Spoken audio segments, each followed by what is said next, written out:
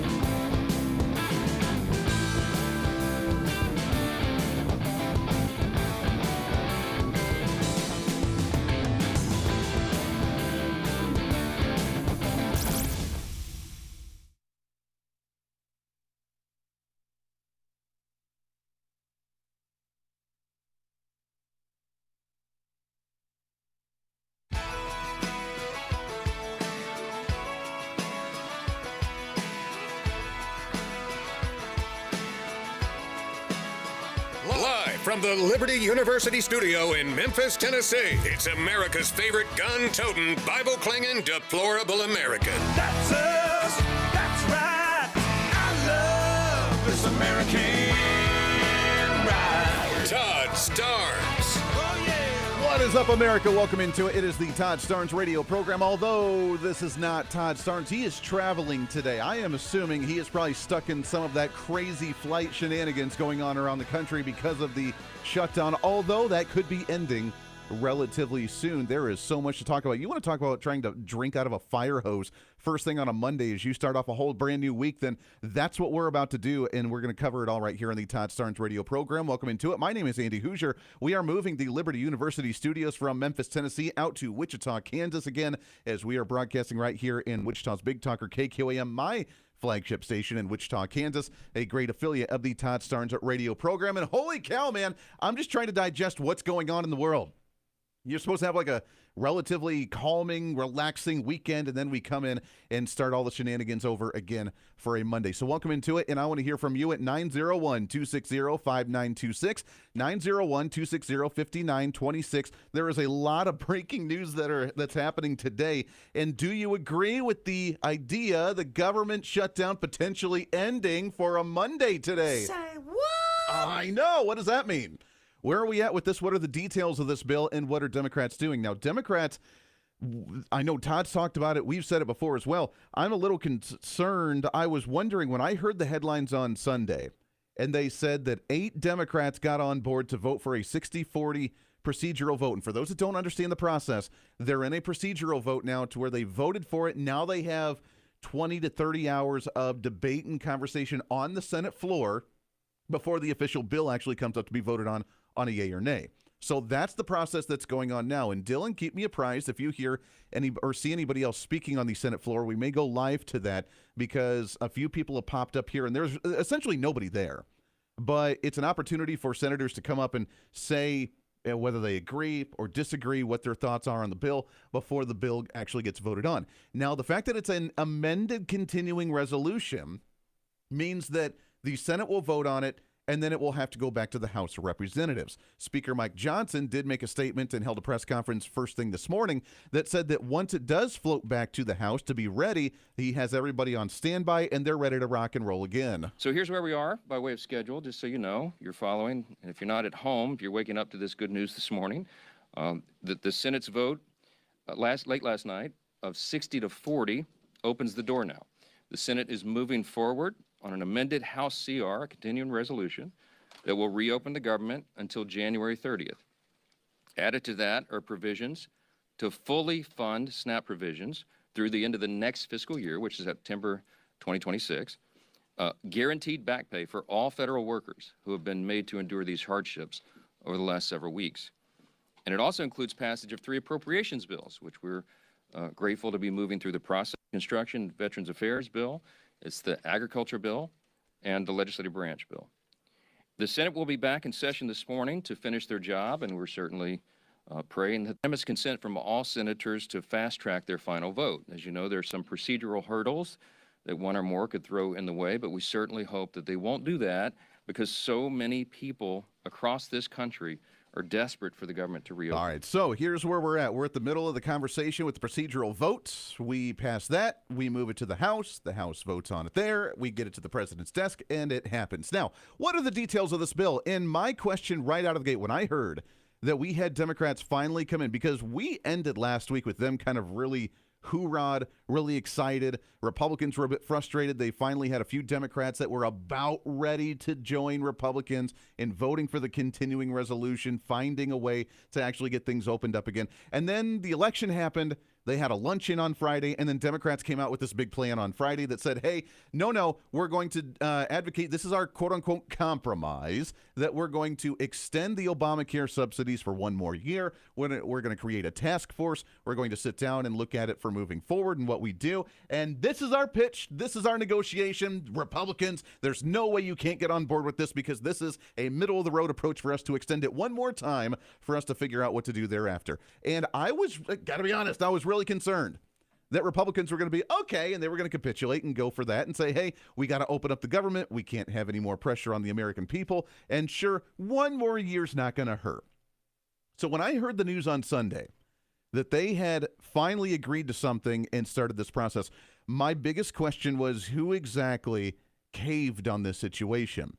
Because to be honest, Republicans have a really, really, really bad habit of caving and capitulating whenever it suits them or whenever they get scared, whenever the media puts too much pressure on them, they end up caving. And I was really concerned that that's exactly what happened, but it's not what it seems like. Now, we did, it sounds like, negotiate on a couple of things, which I don't know that I'm necessarily happy about. But in the grand scheme of things, I think Republicans end up winning overall. The agreement that they've come to does not include whatsoever any reforms on Obamacare, in the sense of Democrats wanting to extend Obamacare subsidies. It does not even guarantee a vote for the expansion of Obamacare subsidies. It doesn't talk about health care at all. So in the grand scheme of what Democrats were trying to do, dying on their hill, they lost. There's nothing in there that talks about health care reform at all. And I'd say that's a big win. I think that's relatively good. Now, the big part that we did compromise on a little bit, according to the story that I'm reading from Fox News, is the fact that we did counter some of the firings and furloughs that the Trump administration had taken on some federal employees. We are bringing some of them back. Not all of them, but we are bringing some of them back to work after some of the firings that the Trump administration had done. I don't know that I necessarily like that. This was, in my opinion, still a missed opportunity Republicans had, and Donald Trump had especially, to really clean out the deep state, really downsize the size of the federal government. That didn't quite happen, but we essentially had a 40-day-long government shutdown for us to prove that we're not going to bring back Obamacare subsidies that we passed in the one big beautiful bill that was signed back on 4th of July by President Donald Trump. Democrats caved on that, and I guess that's a win. Now, none of this should have happened in the first place. All of it could have been preventable. We never should have had a shutdown in the first place because Democrats should have just passed a continuing resolution. So in the grand scheme of things, we're still net positive for the Republican side on what actually happened here. We got done what we needed to get done. We held our ground. We did not reform Obamacare back to where they wanted it to be. Did we not make as many gains on the downsizing as we could have? We didn't. And I don't think we really planned that out properly. But a big win here. And Democrats are starting to realize it. Now, here's the question. Who's going to be the fall guy? It sounds like early on, and you can correct me if I'm wrong, it sounds like right now the fall guy is going to be Chuck Schumer. I almost anticipate Chuck Schumer being out relatively soon, which is really wild. This guy has been the Democrat leader for a long time. He has been the strong arm for the deep state for a long time. He has been the establishment Democrat person for a very long time, and he was doing this with the hopes of flexing his political muscle to make sure that AOC doesn't challenge him moving forward in 2026 or 2028 or whenever there's, I believe it's 28 when the Senate race is for him, or if she runs for vice president. He was trying to push back on that reform of the socialist movement within his party, kind of, but not really. So now it sounds like he's going to be the fall guy because according to Senator Tim Kaine, he was like, well, they're trying to play like victims here that they didn't realize how entrenched Republicans really were. Do you wish that you would have started looking for this off-ramp sooner? You said that Republicans were never going to change in their position. I didn't fully understand how dug in they were, again, because I was so focused on the Virginia elections. I wasn't in this discussion on the healthcare to see how dug in they were. Okay, hold on for just a moment. I don't know. Again, this sounds really pathetic. I can smell the desperation coming from the Democrat Party right now. This is every Democrat. Remember, you got to remember, this is a situation Democrats have never, ever been, which is for them to actually backtrack, to capitulate, to give in, to cave in. This has never happened. This is brand new territory for them. I swear that we're living in a parallel universe because Republicans are the ones that always cave. Democrats are ones that always get what they want. There's the ones that sound like they're always the ones compromising, finding the middle of the road, finding the bipartisan way to go down, to grow their agenda, and they've never had to back down. This is the first time. They made the entire government shutdown about health care reform and universal health care. And after last week's elections, when the socialists took over, they said, wow, we have a renewed push. We're going to represent them. We're going to double down and keep this going until Republicans cave. Republicans did not cave, and they did not know what to do. There's been no on-ramp for them whatsoever. And now Tim Kaine's like, I didn't realize how dedicated they were to not doing health care reform. I was so focused on the elections last week. I had no clue. And you're going to hear this from a lot of Democrats. They're all playing the victim. Chuck Schumer made the bad decisions. Chuck Schumer made it about health care, and we didn't read the room properly, meaning the Democrats trying to explain this. We didn't read the room properly, that there was no room for negotiation, and there was really no reason to keep this ongoing. And that's what they're starting to say now. In this discussion on the healthcare to see how dug in they were. But even as I was not part of these discussions, I was saying to Thune and others on the floor going back, listen, some of you heard me say this in the hall, I need a moratorium on mischief. Others are working on the healthcare thing, I trust them. Others are working on the approach thing, I trust them. I need a moratorium on mischief, because if we vote to open and then the immediate step next week is Donald Trump fires a lot more people, it's going to blow up trust to get the full year deal. And so I've been preaching this moratorium on mischief for a month, but I think partly why did they finally give me the moratorium on mischief on RIFs? They needed my vote, but they also saw the election on Tuesday. All right, so that, I guess, part of the negotiation to bring some of those fired individuals back. That's what Tim Kaine's been working on, wanting to bring those federal employees back, and that was part of that negotiation to win them over. But this does not look good for the Democrats, the party that's always lockstep, the party that always has the top-down marching orders, the party that always goes in unison. Republicans have, again, historically been the ones that always break apart and are the wicked, wild free thinkers and that always kind of go and do their own thing. Democrats now walking away because each individual maybe got a few little wins here and there. The list, by the way, of the Democrats that got on board and voted for this to allow it to continue included Senators Angus King from Maine, John Fetterman, Catherine Cortez Masto, Jeanne Shaheen, Maggie Hassan, Jackie Rosen, Tim Kaine, and two Democrats in the number 2 Democrat in the Senate, Dick Durbin from the state of Illinois. So a pretty wide list. Some of them pretty radical left. But they recognized, well, we weren't really getting anywhere. The big issue that we wanted wasn't quite happening. And even if we kept it shut down for another month, really wouldn't have changed anything. Now, I understand that not all of my Democratic colleagues are satisfied with this agreement. But waiting another week or another month wouldn't deliver a better outcome. It would only mean more harm for families in New Hampshire and all across the country.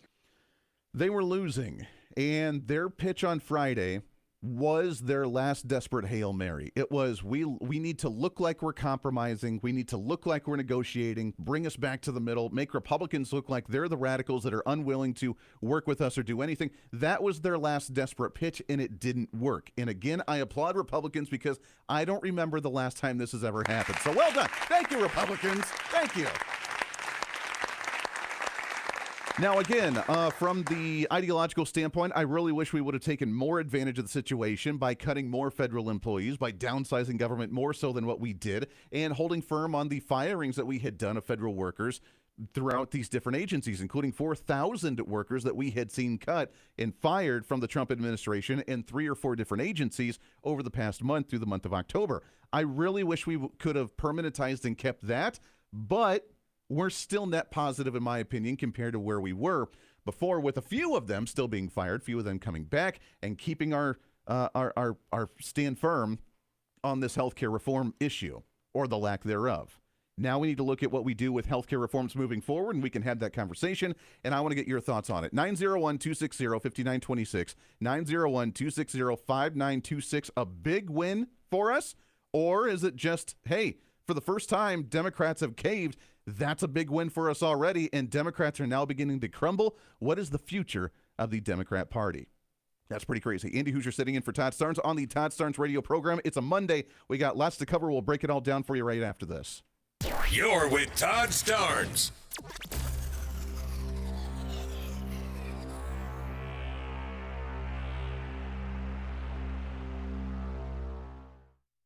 Everyone's goals for advancing their education look different.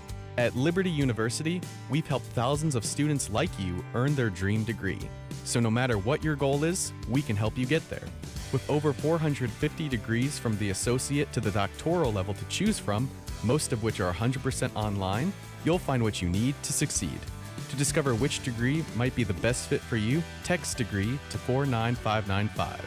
That's degree to 49595.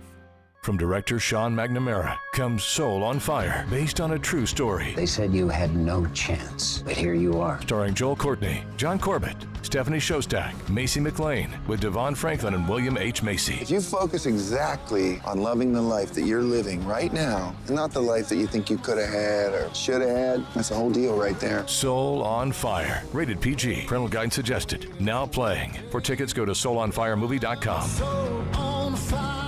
Hi, this is Todd Starnes, and there's no better time to get in shape than right now. That's why I'm really excited that Calitrin is part of my weight loss campaign.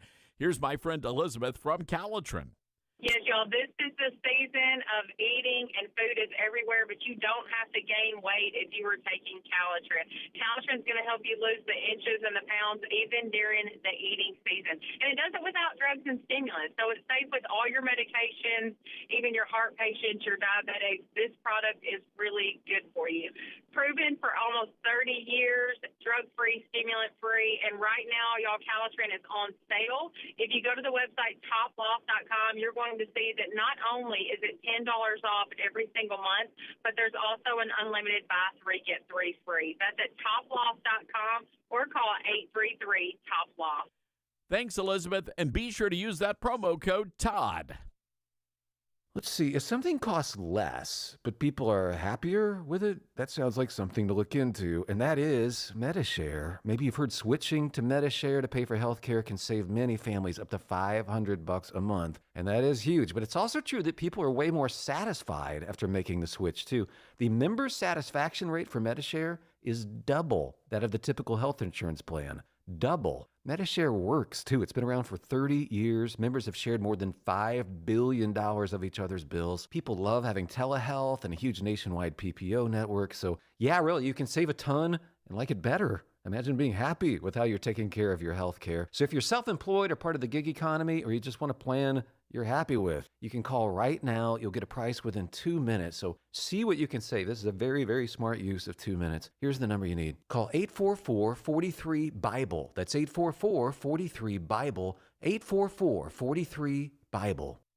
Most people out here think that taking care of one another is important. And most people would step up for a neighbor going through a tough time. Most people around here help out friends and family when they need it. But the funny thing is, most of us won't look for help when we need it. Talk to someone if you're struggling with mental health, because most people out here really care. Find more information at loveyourmindtoday.org. That's loveyourmindtoday.org. Brought to you by the Huntsman Mental Health Institute and the Ad Council. My mom has taken up going to the park to practice yoga.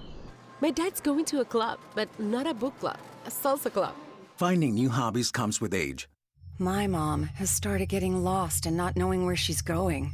Becoming lost or disoriented doesn't. Confusion with time or place may be a sign of Alzheimer's. An early diagnosis can help improve the quality of life for your loved one. Learn the warning signs of Alzheimer's at 10signs.org. Brought to you by the Alzheimer's Association and the Ad Council. Hear that? That's the sound of your life. Perfectly imperfect. Beating in rhythm to the world you've created. But every time you drive after drinking, the music gets drowned out. Your life sounds pretty great. Don't let a buzz ruin it. Buzz driving is drunk driving. Don't drive buzzed. A message from NHTSA and the Ad Council. Are you prepared for an emergency or disaster? Because it's not a matter of if, but when. Don't find yourself saying, I'll trust water bottles and a flashlight to save the day, but I'll be proved wrong. With a tornado approaching, I'll realize that I lack a wheelchair-accessible shelter. When the floodwaters rise, I'll be up in the attic with 20 cans of beans. It's a recipe for disaster. let's prepare so we all have a better story to tell. Get started at ready.gov/older adults. Brought to you by FEMA and the Ad Council.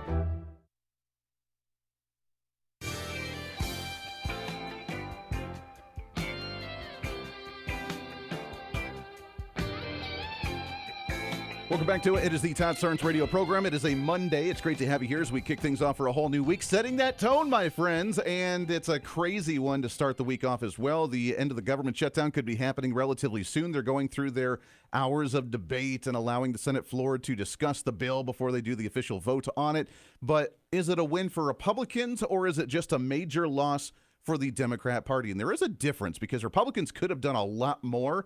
In my opinion, they didn't take advantage of the opportunity that they had to really reform a lot of what needed to be done. But at the same time, they, well, at least stood their ground and didn't allow Democrats to reform health care, which leads to Chuck Schumer. Now, what's the future of Chuck Schumer look like? Because it's very strange how he's taken his position on this issue and has said now that he's just voting no on the bill, but didn't really say it in much of a leadership-like position of who's telling the Democrats what to do. Step in and meet with us to deliver lower health care for Americans, and instead, Donald Trump has taken the American people hostage, from cutting off food, aid to hungry families and vets and seniors and kids, to manufacturing flight cancellations, to cutting off home heating aid, while he builds a billion-dollar ballroom with gold-plated toilets.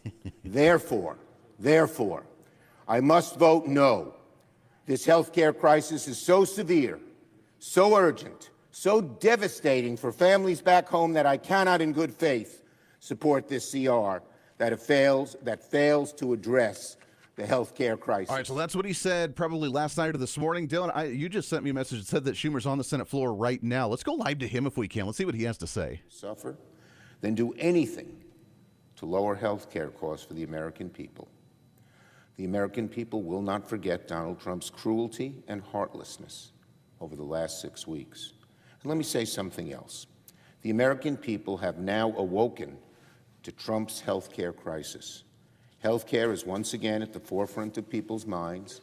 People now see that premiums are about to skyrocket. They're terrified about how they're going to pay for their insurance. Democrats demanded that we find a way to fix this crisis, and quickly, but Republicans have refused to move an inch. So I cannot support the Republican bill that's on the floor, because it fails to do anything of substance to fix America's health care crisis. The health care crisis is causing millions of families back home sleepless nights, because they don't know how they're going to afford health care insurance so much needed by their families. Doing nothing is unacceptable, but that's the choice the Republican side made in obeisance to Donald Trump.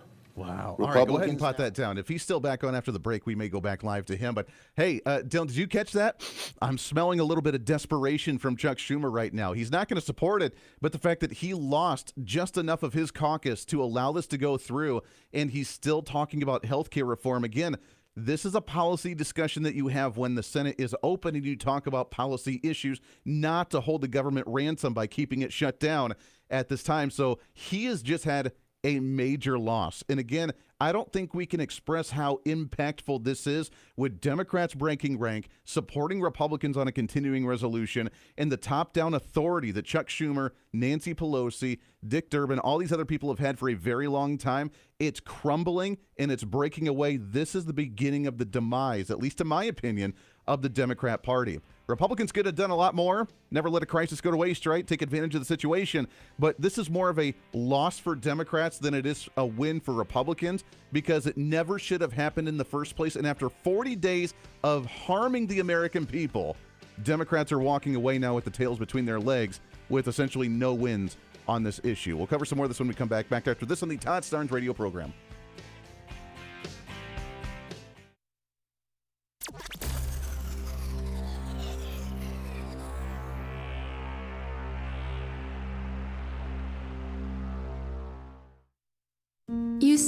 said you'd never buy your kid candy from the checkout aisle.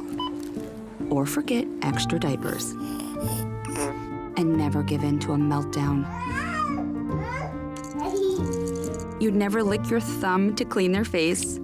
Never let them have too much screen time. And never bribe them for just one more bite. You say you'd never let them out in public without their hair brushed. Never, ever become a minivan mom. And you'd never give them your phone for a quiet dinner. Calling boss work phone. So when you say you'd never leave your child in a hot car, no, it can happen. Cars get hot fast, and kids can be at risk in temperatures as low as 60 degrees Fahrenheit. Never happens. Before you leave the car, always stop, look, lock. Brought to you by NHTSA and the Ad Council. Babes, what are you doing? What? I'm just mowing the lawn. No, it's blazing hot and dry out here. Don't you remember? Smokey Bear says. Avoid using power equipment when it's windy or dry. Where'd you learn this? Oh, it's on SmokeyBear.com with many other wildfire prevention tips. Right. Thanks, honey bear. Because remember, only you can prevent wildfires. Brought to you by the USDA Forest Service, your state forester, and the Ad Council. What I know about courage, I learned from my adoptive mom. She said sometimes you just gotta hold on and know we'll get through this. Mom, we are so high up. Hold my hand. No, you hold my hand. Here we go. Learn about adopting a teen from foster care. You can't imagine the reward. Visit adoptuskids.org to find out more. This message is brought to you by Adopt US Kids, the U.S. Department of Health and Human Services, and the Ad Council. Mike Lindell and MyPillow employees want to thank my listeners for all your continued support. You know, Mike has a passion to help everybody get the best sleep of their life. And he didn't stop by creating the best pillow. He also created the best bed sheets ever. Mike is offering the best deal on his Percale bed sheets. You can get a set for as low as $24.98. The MyPillow Percale bed sheets are breathable and have a cool, crisp feel. They have deep pockets to fit over any mattress. They look great, they feel great, and that means an even better night's sleep for me, which is crucial for my busy schedule. Also, for a limited time, when you order over $100 worth of merch, you're going to get $100 in free digital gifts. Go to MyPillow.com and use promo code STARNS to receive the MyPillow Percale sheets for as low as $24.98. Order now or call 800-839-8506 and use promo code STARNS. That's 800-839-8506. Use promo code STARNS. You can't escape a traffic jam. Know what else you can't escape? Seasonal allergies. And you might think you can avoid that coffee stain until... Oh, really? You can't escape a lot of things in life, but you can escape prediabetes. Prediabetes captures 1 in 3 adults. There are usually no signs of prediabetes. In fact, most people don't even know they have it. But with early diagnosis, you can change the outcome and prevent or delay type 2 diabetes. Take action by taking the 1-minute risk test at doihaveprediabetes.org. You might not be able to escape having this song stuck in your head, but you can escape prediabetes. Go to doihaveprediabetes.org today. Brought to you by the Ad Council and the Centers for Disease Control and Prevention. Get hurt in the game? We tough it out. Feel exhausted? We push on. Feeling down? We pull ourselves up by the bootstraps. But there are times when bootstraps aren't enough. When stress gets to us and we need to talk to someone about what we're really going through. So we're going to reach out because sometimes mental health is not a one-person job. Visit loveyourmindtoday.org. That's loveyourmindtoday.org. Brought to you by the Huntsman Mental Health Institute and the Ad Council. My mom has decided to learn to paint, and she's good. My dad's now into creative cuisine, and I've already put on 6 pounds. Learning new things comes with age. My mom? She started forgetting my name and what we're talking about. Forgetting well-known things doesn't. Memory loss may be a sign of Alzheimer's disease. Early detection gives you and your loved one time to plan for the future. Learn the warning signs of Alzheimer's at 10signs.org. Brought to you by the Alzheimer's Association and the Ad Council.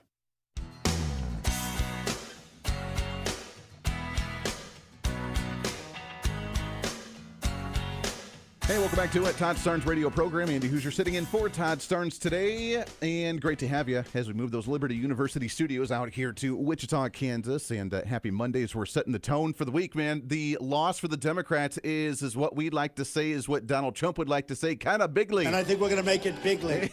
And again, Republicans may have won this one, which we shouldn't have needed to do in the first place, but it was a 40-day punishment of the American people by Democrats that got nothing at the end of the day. The only thing they got was a little bit of the federal employees that Donald Trump hired throughout the last month, the near 4,000 employees and workers. They got a few of them back, but that's about it. No health care reforms, no Obamacare subsidies, no even promise that we're going to address this issue moving forward, although I think we should, and we'll talk about what some of those healthcare reforms could look like moving forward. But just a little while ago, Chuck Schumer speaking, and as he says he's not voting for it, spoke more like a regular senator than he did as an actual leader of the Democrat Party. Step in and meet with us to deliver lower health care for Americans, and instead, Donald Trump has taken the American people hostage, from cutting off food, aid to hungry families and vets and seniors and kids, to manufacturing flight cancellations, to cutting off home heating aid,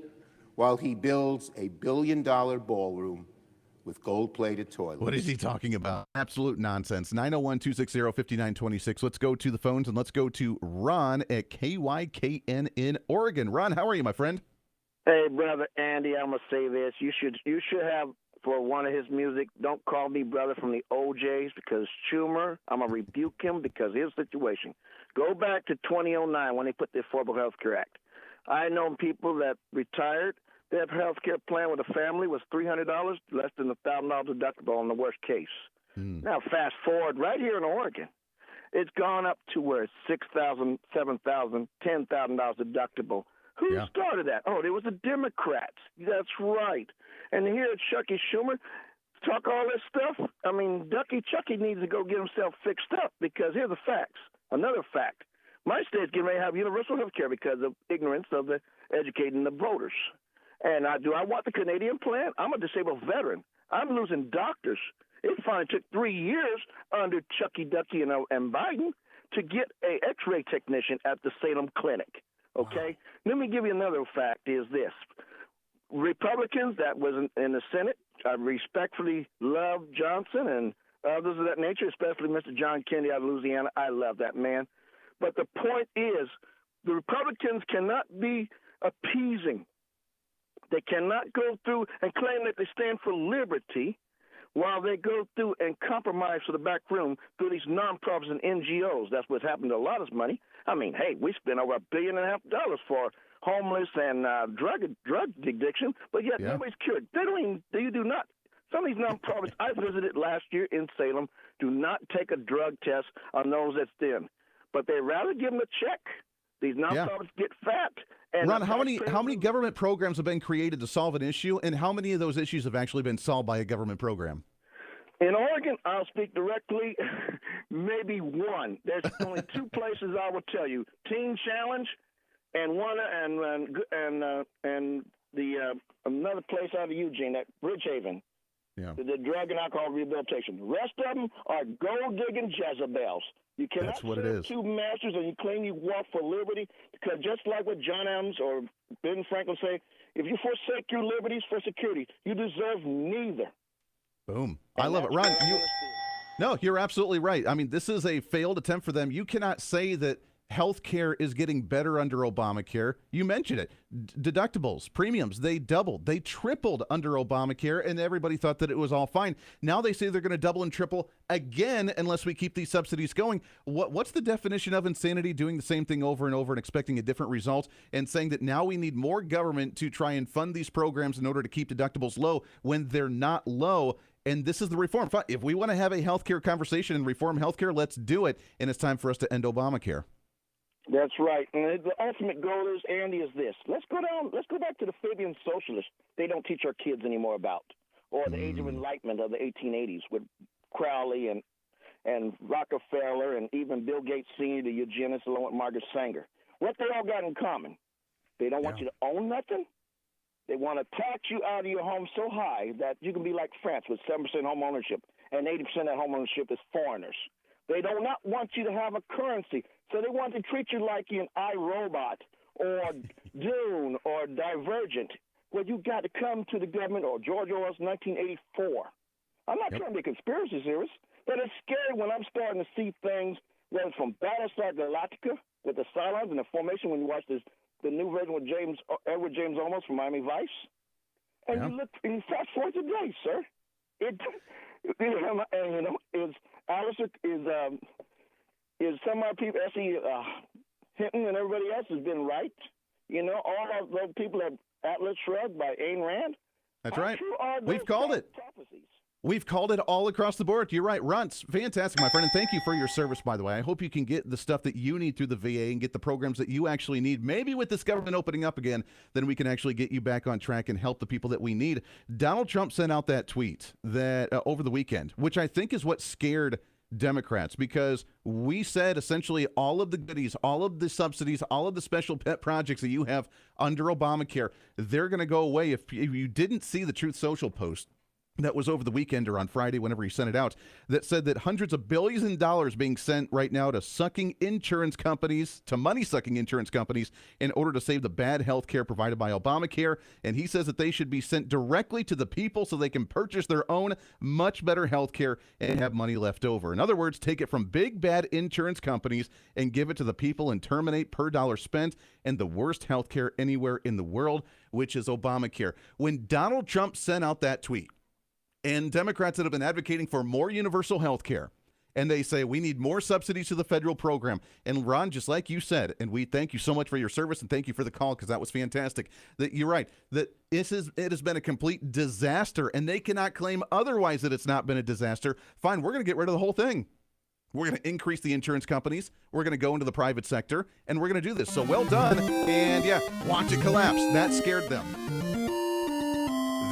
them. We have Dick Durbin now speaking on the Senate floor. Let's go live to that, see what he has to say. With proposals to change the law and protect American families from dramatic health care premium increases. It is my fervent hope that this ends up being a bipartisan effort.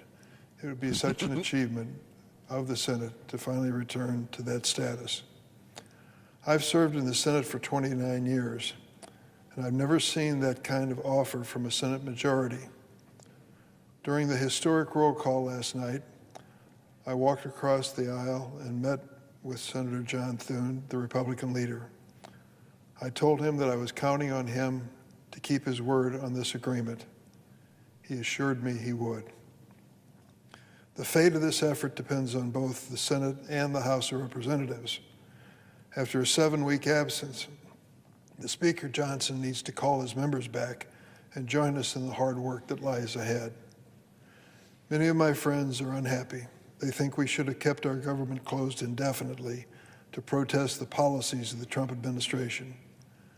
I share their opinions of this administration, but cannot accept a strategy which wages political battle at the expense of my neighbor's paycheck or the food for his children. Mr. President, I yield the floor. Wow. All right, Dick Durbin. So he is one of them that ended up switching over, by the way, one of the 8 Democrats that ended up going along with this. This is... Again, Dylan, are we living in a different universe? Did we do some kind of timeline shift here? Because I've never, in my, I'm 37, I'm a millennial, so I haven't been around the political realm quite as long, but in my time of paying attention to politics and covering the issues, I have never seen Democrats cave and give defeating speeches like this. I've never seen them so defeated. I've never seen them so deflated right now. And right now, they look like a Tom Brady NFL football, completely deflated and have nowhere to go. These guys are insane. And watching Dick Durbin up there and say, hey, yeah, we want to fight the Trump administration. Yeah, we want health care reform. Yeah, we want the universal health care, but we can't do it by keeping the government shut down, and it's not going to change at all. And joining Republicans and actually holding this up. Now, we came in a little late. I don't know what he said prior to that regarding some of the negotiations and compromises that John Thune had said, but it's not health care, which was their biggest issue. So did we compromise? Should we have compromised? I don't know. That's a point of conversation that we can have on whether Republicans ended up giving in a little bit. But at the end of the day, the big win is the fact that Democrats lost on this. And it's not necessarily a partisan issue. It's for you, the American people. It's for us that want private healthcare options, that want reform in Obamacare and not federal subsidies for universal healthcare. This is a big win, and they sound defeated. This is wild. Never thought we'd live in a situation like that. Speaker Johnson, by the way, is calling in the House members to say to be prepared and to be ready for what could happen. He did speak on the healthcare issue earlier this morning with his press conference and said this. As we said from the beginning, the people's government cannot be held hostage to further anyone's political agenda. That was never right. And shutting down the government never produces anything. It never has, if you study history. And so here we are. I want to remind everybody this morning of another critical point that you've heard me here repeat over and over the last several weeks. It's something that I and Leader John Thune and President Trump and every Republican leader have all said repeatedly from the beginning. We have always been open to finding solutions to reduce the oppressive costs of health care under the Unaffordable Care Act. We just made clear that we would not and should not ever do that. That is, negotiate as hostages. Boom. So, and we did it. We did not negotiate with the terrorists, so to speak. And I don't mean to call Democrats terrorists, but when you hold the government hostage in that sense, for a political purpose, that essentially is what you were in this situation. Now, I really hope that we see the Republicans that were starting to cave a little bit. And I call out Marjorie Taylor Greene, who overall I've been a relatively big fan of Marjorie Taylor Greene in the House side, but was on The View just last week on Election Day and telling everybody at The View, the cackling hens, the cackling hens over there about how bad that Mike Johnson was with the speakership and how these subsidies are going to go away and how the premiums are going to go up and how healthcare is going to be really bad and Republicans don't have a plan. Republicans have had a plan. And I still think we should move forward with the plan that Donald Trump had tweeted out that scared the Democrats to death because they do not want to see their precious government health care go away. They want to see more of that socialized health care. And if we are going to have the conversation, let's do it. Let's bring it back. In fact, Donald Trump has talked about multiple times now of putting money back in the American people's pocket to make their own decision. One of them, because of the tariff revenue that we've seen, we heard the news that he wants to give maybe each individual $2,000. So in a family, I guess that would be $4,000. I don't know. That's kind of crazy. But then at the same time, if we're not going to spend the money on Obamacare, give it back to us and let us make our own decisions to get our own private insurance, to be able to tailor products for us. He said during the first administration that what we need to do is just flood the market, have 10 different insurance companies, 20 different insurance companies, bring back competition in a capitalist system, because what happens under capitalism? You have the supply and demand. You have the quality, that you can have lower prices, you can have a higher quality, and that you can pick and choose what you want a la carte style to make sure that your healthcare plan actually meets the needs that you need and not covering other stuff that you don't need. That's the way the system works. And if you were worried about how the system was broken before, it was because government got in bed with it. And prices started to get off skew based on what the private sector can actually afford. And they started covering things that we didn't need to cover. And we had insurance plans covering other individuals that weren't paying into the system the way that it actually needed to happen. And then it got off skew. And then Democrats and Barack Obama came in with their magical plan to say, hey, let's just push it a little bit further towards the socialist movement, and we're going to expand Obamacare. And we're going to create this 90% coverage of the Medicaid programs at a statewide level. A state program being funded by the federal government at a ratio of 90%. That's kind of weird. Doesn't make a lot of sense to me on why it's still covered and considered a statewide healthcare program like Medicaid. And all we did during the One Big Beautiful Bill was say we're going to cut $1.5 trillion in this program to where it goes back to somewhat of the state's responsibility to cover this. We have to put in work requirements to where all you have to do is work, go to school, or volunteer 20 hours a week. It's really not that difficult. And you can still qualify for these programs. But we're not covering undocumented. We're not covering work people that are here as non-citizens. We're not covering illegal aliens. And then as long as you do your part and do your 20 hours, then you qualify and everything's going to be great. Lost their minds. No one is losing health care. And if you want to make health care better, let's do it. Let's focus on it.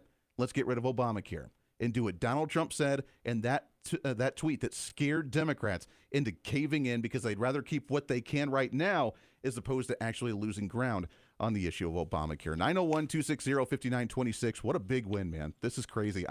I got to be honest, I never thought that we would see this situation. I am so glad that Republicans did not cave. We did give in on a few other issues. They're minor issues. I think we can get them back. But this is a big loss, and now the Democrats and Chuck Schumer are gone. Chuck Schumer will be out of there soon, and I think he's lost every bit of leadership and leverage that he had. We'll see what the future of the Democrat Party looks like moving forward. It is the Todd Starnes radio program. We got lots more to get back to right after this. He's not bitter. He's blessed. Todd Starnes.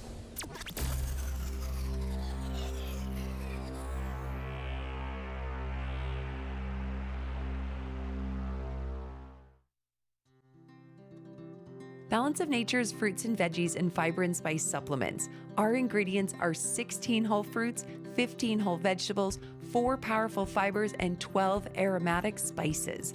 It's one irresistible combo. Oh, I have a friend, Julia, who has taken a Balance of Nature now for quite some time, and she said, "Oh, Becky, ask your doctor about taking Balance of Nature." So I talked to my doctor about it, and she said, "Oh, try it." Start your journey with Balance of Nature supplements today. Call 1-800-246-8751 or go to balanceofnature.com and sign up as a new preferred customer to get 35% off your first preferred set with free shipping and our money-back guarantee. That's 1-800-246-8751. Don't wait. Now's the time to take action. Go to balanceofnature.com or call 1-800-246-8751 and get this special offer by using discount code Todd. Hey, Patriots, Todd Starnes here with big news. Trump's fighting for our country to get it back on the right track, battling China, who's likely dumping treasuries to sink the dollar, and facing tariffs that are having a sharp bite on the stock market. Now, Trump is playing the long game for America, putting Americans first. But like hard work, there's always going to be some pain. So you've got to play smart, too. Secure your hard-earned savings and retirement with Vault U.S. Gold. Their IRS-approved gold IRAs let you roll over your IRA or 401k with a no-commission pros. Safe, simple, tax-smart, protecting your future. Want it in hand? Well, their direct delivery program ships insured gold and silver to your door, offering privacy, yours to store securely. Real assets that you can hold and touch for tough times. Call 833-511-GOLD. That's 833-511-4653 or visit vaultusgold.com/Todd Starnes for your free investor kit. And tell them Todd sent you, and don't go unprotected.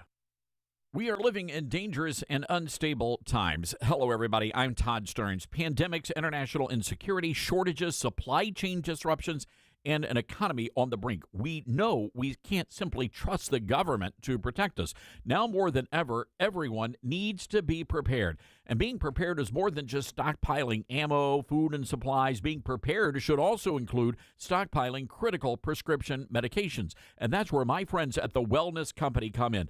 Their medical emergency kit contains the prescriptions, antibiotics, antivirals, and antiparasitics that you need to keep you and your family safe, from anthrax to tick bites to COVID and even to a bioweapon like the plague. The Wellness Company's medical emergency kit is exactly what you need to have on hand to be prepared. Go to twc.health/Starnes today and order. That's twc.health/Starnes. Use the promo code Starnes and you're going to save an extra 10%. All right, son. Time to put out this campfire. Dad, we learned about this in school. Oh, did you now? Okay. What's first? Smokey Bear said to. First drown it with a bucket of water, then stir it with a shovel. Wow. You sound just like him. Then he said. If it's still warm, then do it again. Where can I learn all this? It's all on SmokeyBear.com with other wildfire prevention tips, because only you can prevent wildfires. Brought to you by the USDA Forest Service, your state forester, and the Ad Council. Now more than ever, it's important to support companies and organizations that share our values. Patriot Mobile not only shares our beliefs, but they actually do something about it. America's only conservative Christian wireless carrier. And they donate a portion of every dollar to organizations that fight for causes you care about. Switch to Patriot Mobile now and use the promo code Todd to get free activation and a free gift. Veterans and first responders save even more. Go to patriotmobile.com/Todd or call 972-PATRIOT. That's 972-PATRIOT.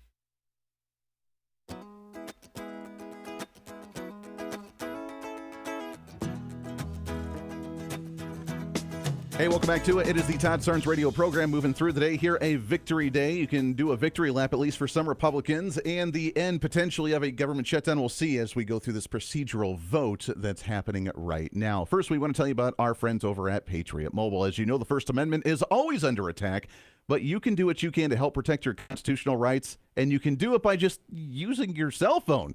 Patriot Mobile is America's only Christian conservative wireless provider. They will always support freedom of speech and freedom of religion, and that's why we're proud to partner with them here on the Todd Starnes radio program. Patriot Mobile offers dependable nationwide coverage, giving you access to all three major networks.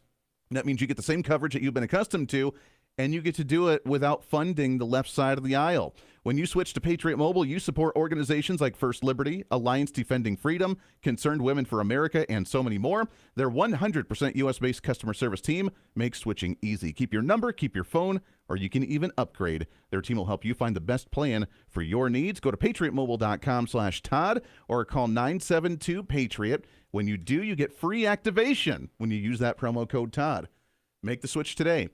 Join us. It's patriotmobile.com/Todd. That's patriotmobile.com/Todd or call 972-PATRIOT. All right, I want to hear from you as well at 901-260-5926 here in the Liberty University studios. The ongoing shutdown, as we continue to see more individuals get up on the Senate floor, I want to hear what they had to say, with 8 Democrats right now caving and capitulating, realizing there is no pathway for their universal health care that they were hoping for the first time, dumbfounded, shock and awed that Republicans have stood firm and stood on this and say, no, we're not caving and we're not backing down. And with the fear of losing everything that they've wanted in their health care reforms over the years, with Obamacare and centralized health care industries, that was on the brink of going away completely.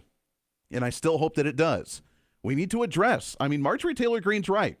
And the Democrats are right in the essence that health care is way too expensive, and we need to change it. Why would we continue to reinvest in the same issue when it hasn't worked before? I always try to understand why Democrats always say purism in socialism. If we just go further down the road, then it will work. If we just give more power to the government, then it would work. If we just invest more money in it, then it would all of a sudden work. Right now, it's only kind of quasi-socialist. It's not where it needs to be. We're spending a lot of money, but it just screwed up the healthcare industry. They've openly now admitted that Obamacare is a failure, and the only way it would succeed is if we dump all of our money in it when we're sitting at $37 trillion in a national debt. That is not sustainable. We can't continue to do that, and it's really silly for them to ask for it, and I think maybe they're starting to realize that.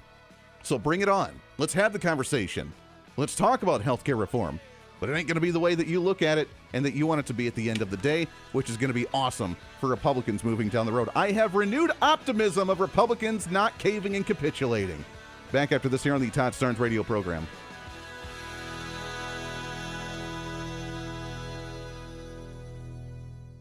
In a world where our values are under fire, it's time to stand strong.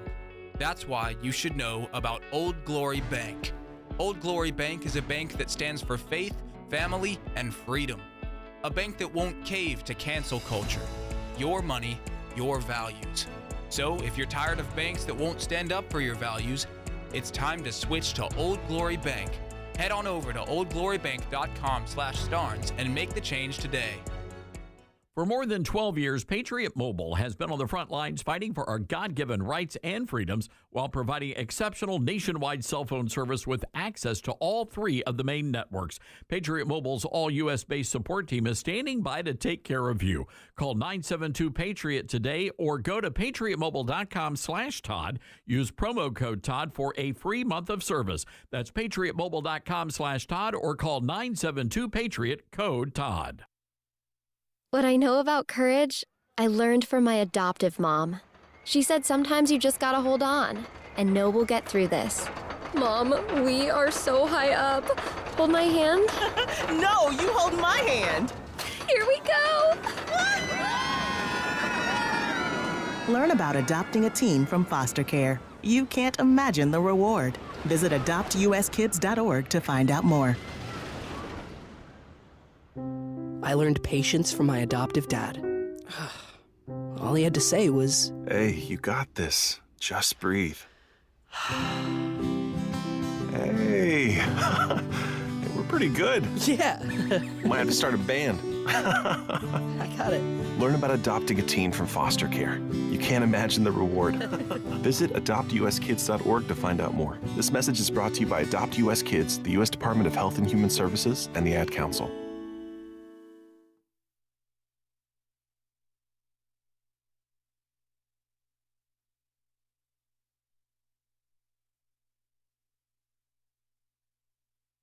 Hello, Americans. I'm Todd Starnes. Stand by for news and commentary next. From Affirm Films and director Sean McNamara comes Soul on Fire, based on a true story. When John O'Leary suffers burns over 100% of his body, it's a battle for survival. But through the care and support of community heroes, John's resilience leads him to discover what it means to truly live. The most powerful weapon on earth is the human soul on fire. Soul on Fire. Rated PG. Parental guidance suggested. Now playing. More information is available at soulonfiremovie.com. Soul on Fire.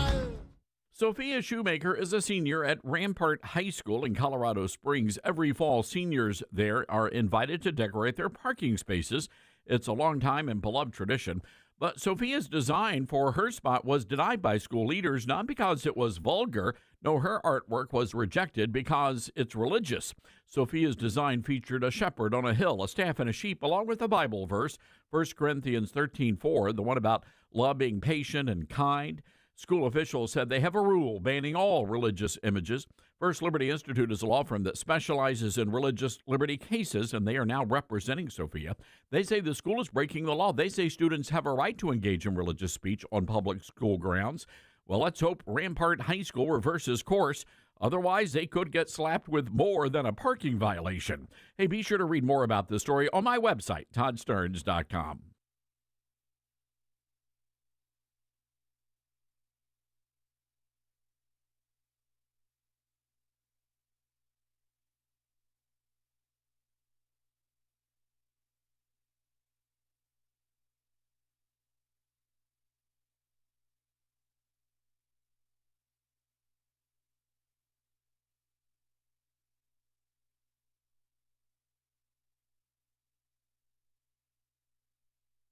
The Todd Starnes Show begins in 4 minutes.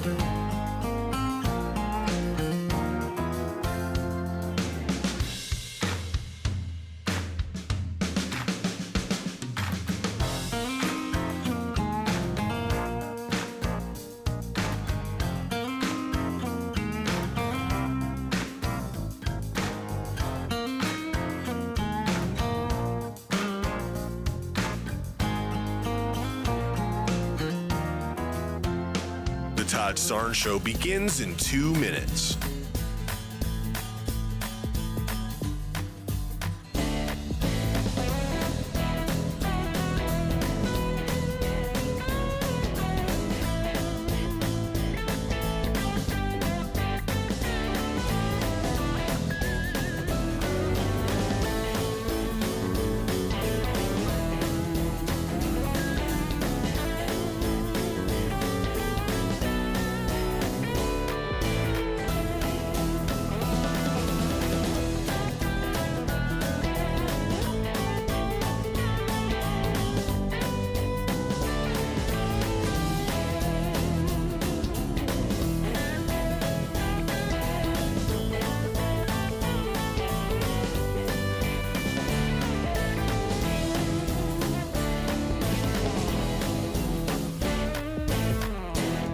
Todd Starnes Show begins in 1 minute.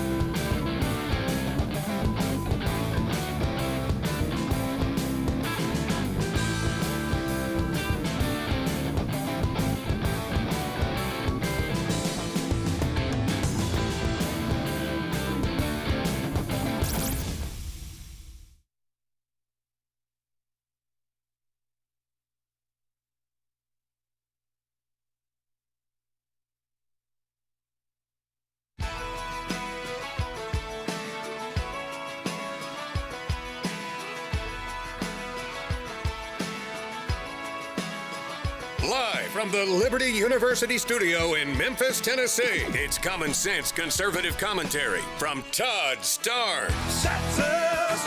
That's right. I love this American ride. What is up, America? Welcome into it. It is the Todd Starnes radio program. No, it is not Todd Starnes. He is traveling today, probably stuck in some of these shenanigans. That is the airlines, that is travel in general across the nation with the ongoing government shutdown. Although government shutdown could be ending relatively soon. We've been covering that. We'll continue to as the Senate floor is open right now for the procedural vote before they end up voting for the amended continuing resolution that will be, by the way, the details of that CR will break down throughout the program. That will extend government funding with a CR until the end of January, giving them the opportunity to finish the appropriations process, but also funding the SNAP benefits and a couple other issues to the end of the fiscal year in September of 2026. That's a little interesting, but just in case they don't get the appropriations process done, they want to make sure that this does not happen again to punish the American people. The Democrats have been doing now for 40 days and got absolutely nothing out of it. That was a major loss. Major loss. Nonetheless, so welcome to it, the Todd Starnes radio program. My name is Andy Hooser. I am sitting in for Todd Starnes today, moving the Liberty University studios from Memphis, Tennessee, all the way out here to Wichita, Kansas, my flagship station, KQAM Radio, a great affiliate of the Todd Starnes radio program. We have a lot to cover. We have a great guest on the line that we will get to here momentarily, and looking forward to chatting with him. But did you, before we go any further, did you see this weekend something that I don't think people knew that they actually needed? And that was President Donald Trump doing play-by-play of an NFL game. That was pretty exciting. And if you'd like me to, but I will say that your second string, your backup quarterback is a good quarterback, and he's had some very good games for you. And your first string quarterback has the potential, I think, to be a great quarterback. He's got to stop the injuries somehow. And let's see, we have a very important, I think this is a very important couple of plays. Here we go. Second and 7. You're right, 2nd and 7. Let's see what happens. Whoa. That's all right. Krosky Merritt. Not bad. Takes it down to the 5-yard line. That's right. That's right. Good runner. There we go. A very good runner. This is a very big play, don't you think? I think they have to get a touchdown. Let's put it differently. They just have to get a touchdown. There we go. Now you're doing my job, because that's what I was going to say. They have to get a touchdown. Just forget about the play. They have to get a touchdown. So you've done my job. Now you've done his job. I did not know that what we were missing in our life was President Donald Trump doing play-by-play for a football game. You know what? Forget the play. He's just got to get a touchdown. Very good runner. He runs very fast, very hard. Just got to get the touchdown. Well, well done. I did not know that we needed that. So thank you, President Donald Trump, for that. By the way, he was there at the Washington Commanders game against the Detroit Lions, apparently, and he was swearing in new recruits to the military during halftime, which the boos were insane. I never thought that while we were swearing in new soldiers that the President of the United States had the opportunity to do during the halftime of a football game, which is really kind of neat, that we would hear boos. Please raise your right hands. Now it is Washington. I get it, but come on, man. Kind of crazy. All right, 901-260-5926, 901-260-5926. I want to get right to our guest here for this portion is we go to the Patriot Mobile Newsmaker hotlines, and we talk about the anger. I mean, if they're booing the President of the United States and new service members in Washington, what the heck could we see moving forward? I mean, we just see an election last week, them electing a guy that wanted to kill Republicans, put bullets in their heads, and do all this crazy stuff. We had the assassination of Charlie Kirk, and it just never ends. The party of intolerance, hatred, and violence is what it's all about. To talk about some of that and more, happy to have on. He's the vice mayor of Melbourne, Florida, representing District Number 3 in that city council that just actually had some issues about death threats coming to him. Mr. David Newman on the line. David, how are you, my friend? I'm doing good. Thank you for having me. Yeah, thank you for coming on the program. What a wild time that we live in, David. Just you guys honoring Charlie Kirk, wanting to, honor him within the community, wanting to name a street after him. We had the president representing military soldiers and swearing them in, and the violence, the booing, the hatred, the threats. This is a crazy world that we live in today.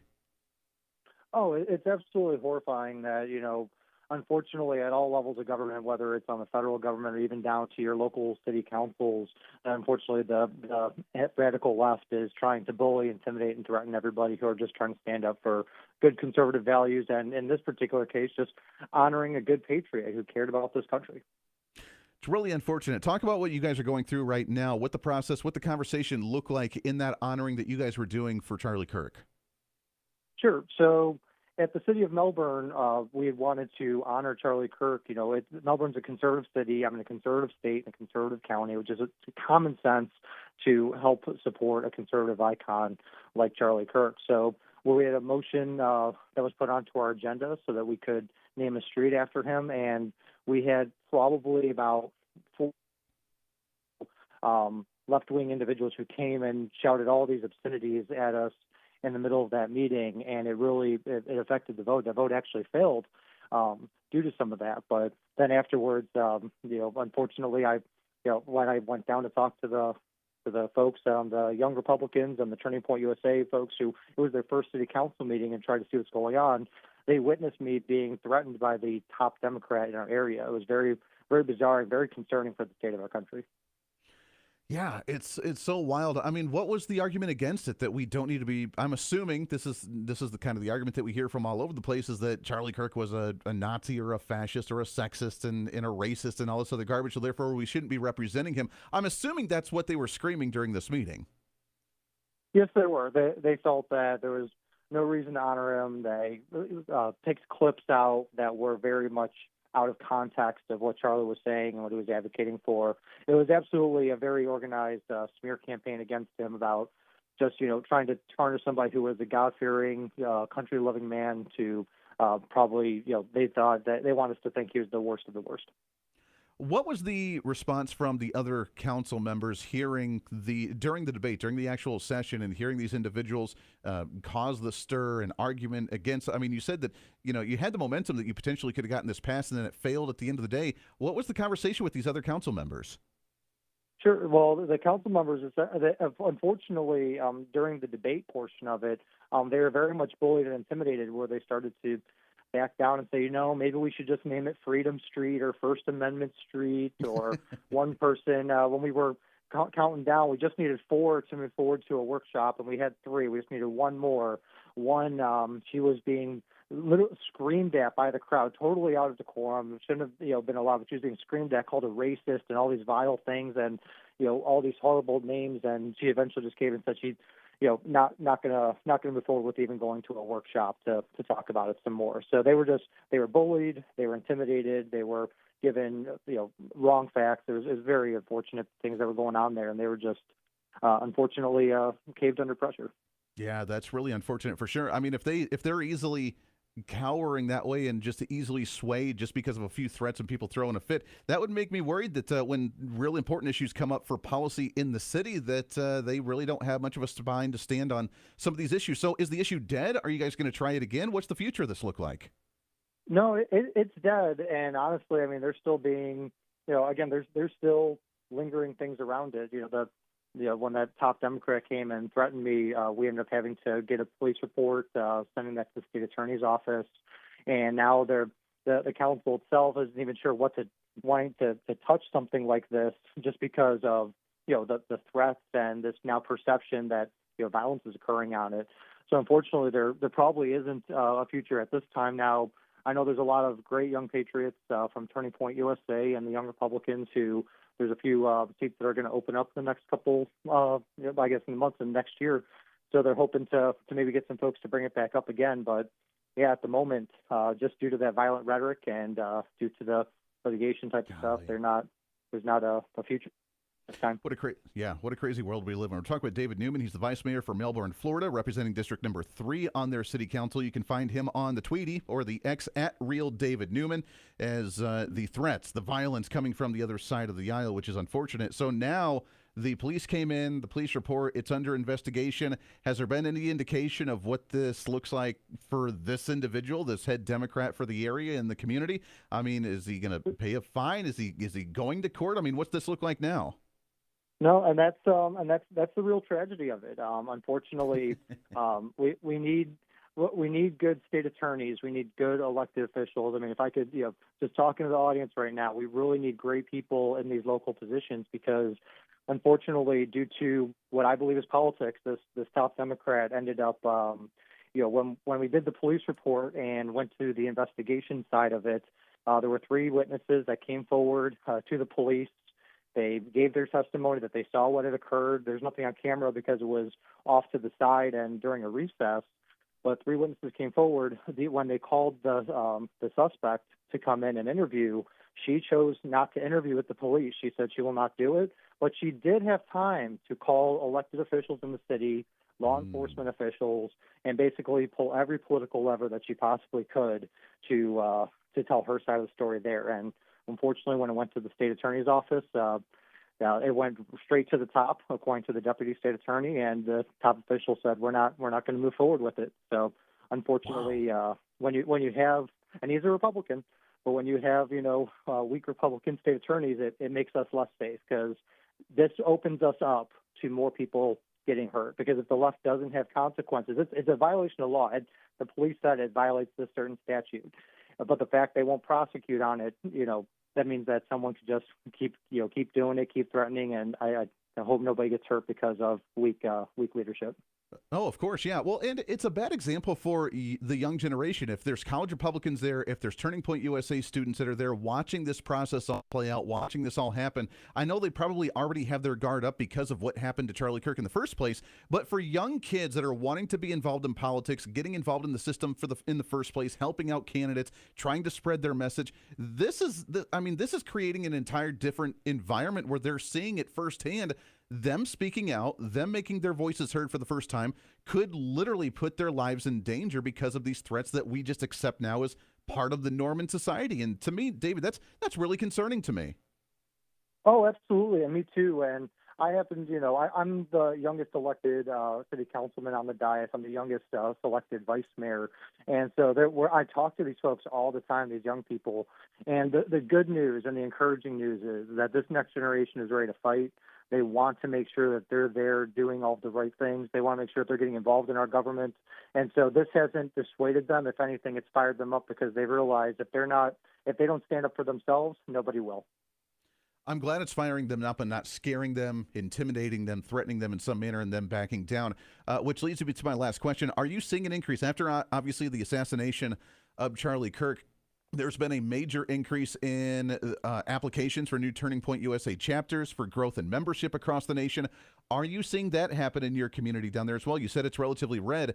Are we seeing more members? Are we seeing new chapters? Are we seeing that growth in your area, even with this ongoing ridiculousness from the Democrats? Oh, absolutely, and it just keeps. It's really, really enheartening. It's really exciting to see. We have 2 college campuses in my town, and both of them are getting Turning Point chapters. There are folks just in the droves. These college students are flocking to those. And then for those who aren't in the Turning Point network, the Young Republicans organization is reaching new heights with all these young people who have been joining that organization as well. So the tragedy of Charlie Kirk's death has activated a lot of young people to say, I need to do something. I need to get out there, and I want to learn what's going on and how I can make a difference. So it's really exciting to hear. very encouraging. The young generation, we need them, and the fact that they're more fired up than ever before shows exactly where the state of politics are. The Democrats are losing, they're crumbling, and when you get in that desperation state, that's why you begin to lash out, but we cannot make that a normal issue in society. David Newman, Vice Mayor for Melbourne, Florida. You can find him on the Tweety at Real David Newman. David, keep up this fight, my friend. I'm sorry this happened to you. Hopefully, we can pray that nothing actually does physically happen, and let's actually start investigating people that make these types of threats. But keep up this fight, sir. Let's get you back on and get another update soon. Sounds good. Thank you so much for having me. Yeah, you betcha. David Newman, Vice Mayor for Melbourne, Florida. You can find him on X at Real David Newman. Let's get your thoughts on this when we come back. 901-260-5926. Lots to cover, little time to do it. It is the Todd Starnes radio program. Can't hear the whole show? Don't worry. Get the Toddcast and listen on your own time at toddstarnes.com.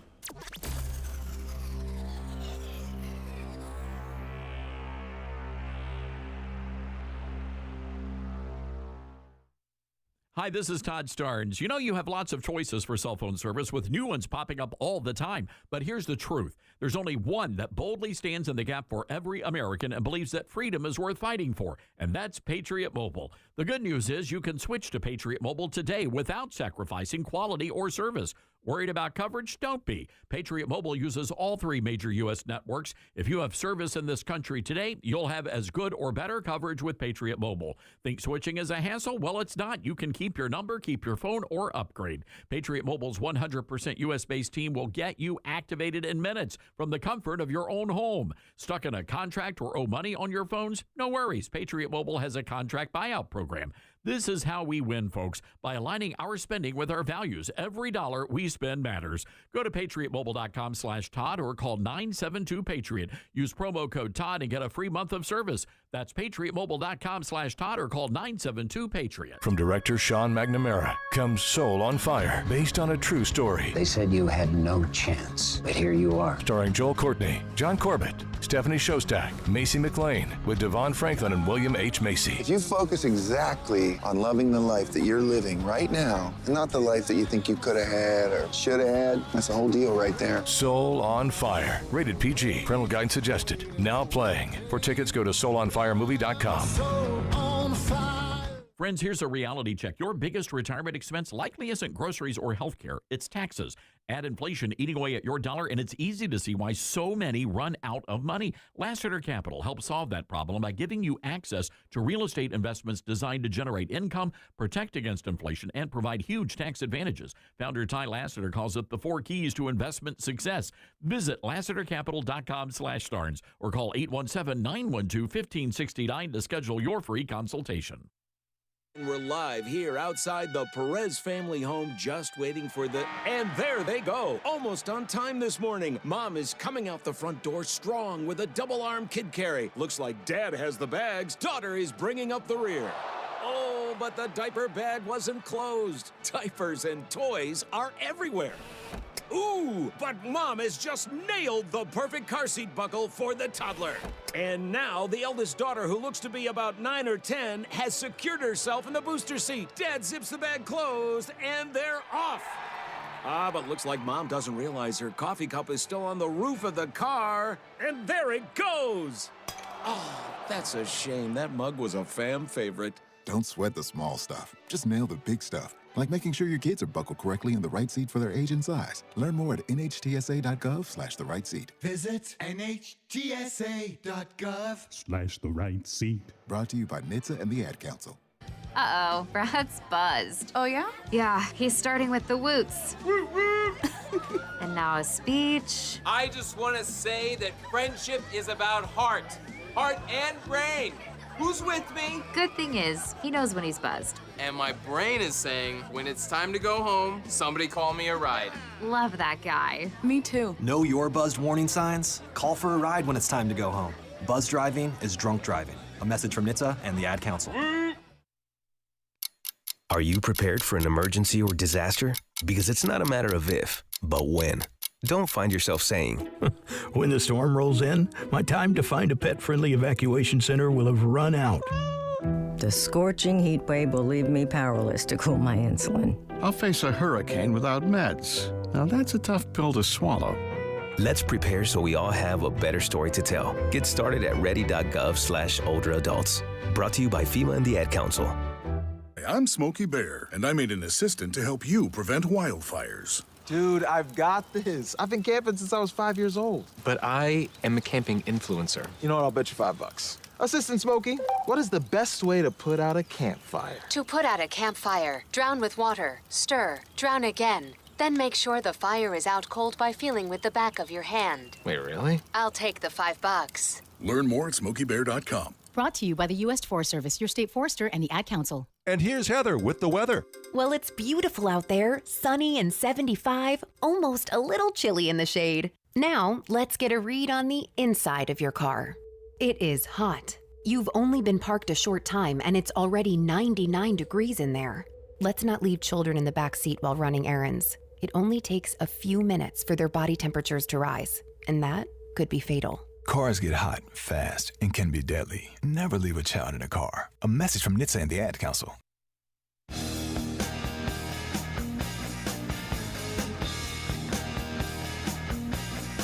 Hey, welcome back to it. Todd Starnes radio program. Andy Hooser sitting in for Todd. If you want more information on Todd, you can go to his website, toddstarnes.com. His radio program, his Newsmax TV program, of course, his books, and so much more. If you want information on myself, you can go to the website at HooserReason.com, HOOSER Reason.com. I am shock and awed, my friends, with the Democrats caving on the government shutdown. They have the 30 hours of the discussion on the Senate floor, which we have more people jumping on the Senate floor. So, Dylan, let's go live to that again and see what they're saying. That will help them to pay for it. 22 million American families. So let me just tell you, I heard from Laurie in North Truro, the insurance for her and her husband is increasing from $6,000 a year to $26,400 a year. Who can afford to pay more on health insurance? Who can afford to pay $20,000 more on their health insurance and just get the notice now that it's over on December 31st and have the Republicans just walking away from that problem for Laurie and for 22 million other Americans? Now they're going to have to decide, do I take the funding from retirement savings? Do they just do without other things in their families' lives? Because $20,000 is a lot for a family who are not millionaires. Millionaires don't qualify for this tax credit. It's just regular families. It's middle-class families. That's who qualifies. Yeah, okay. That's not true. Go ahead and pot that down. This guy's, it's just the rhetorical talking points for him to get his sound clip in for his campaign in the next couple of years, for him to say, look, I stood up for your rights for health care. You're right. $20,000 is a lot of money for health care. That's absolutely insane. We need to do something about it. If it's not on the back of the individual, then it would be on the back of the subsidized taxpayer, you and I, funding that plan, which is absurd and ridiculous in the first place. The only way to fix that is to bring it back into the private sector and get rid of Obamacare in the first place. This is the first step to that. If we're not subsidizing certain Obamacare plans, certain Obamacare subsidies through the federal government, that means the system that it was supposed to be is going to begin crumbling, which means we're going to see the beginning of the end of Obamacare. And I see that as some pretty good news. For sure. 901-260-5926. I'm honestly shocked, as we just chatted with David Newman down in Melbourne, Florida, about the death threats for something as simple as honoring Charlie Kirk. And if that's what triggers Democrats to want to try and harm individuals, imagine the outlash and the response we're going to see when Democrats didn't cave or to that side of their aisle and fight against Republicans and Donald Trump about health care reform for universal health care. That's why they were doing what they're doing. That's why they wasted 40 days on a shutdown where they got nothing out of it at the end of the day, because they were listening and pandering to that group. And it didn't work out for them. So what's the future of the Democrat Party? I don't know. We're hearing now that there is a call for Chuck Schumer to not only step down, but to immediately step down from his seat as the Senate Minority Leader. Not just his leadership, but in the Senate seat altogether. And to have AOC challenge him in a primary in a special election. That's kind of wild. Will that happen? We'll talk about some more of that when we come back around the corner. It is the Todd Starnes radio program. Lots more to get to for your Monday. Stay right here.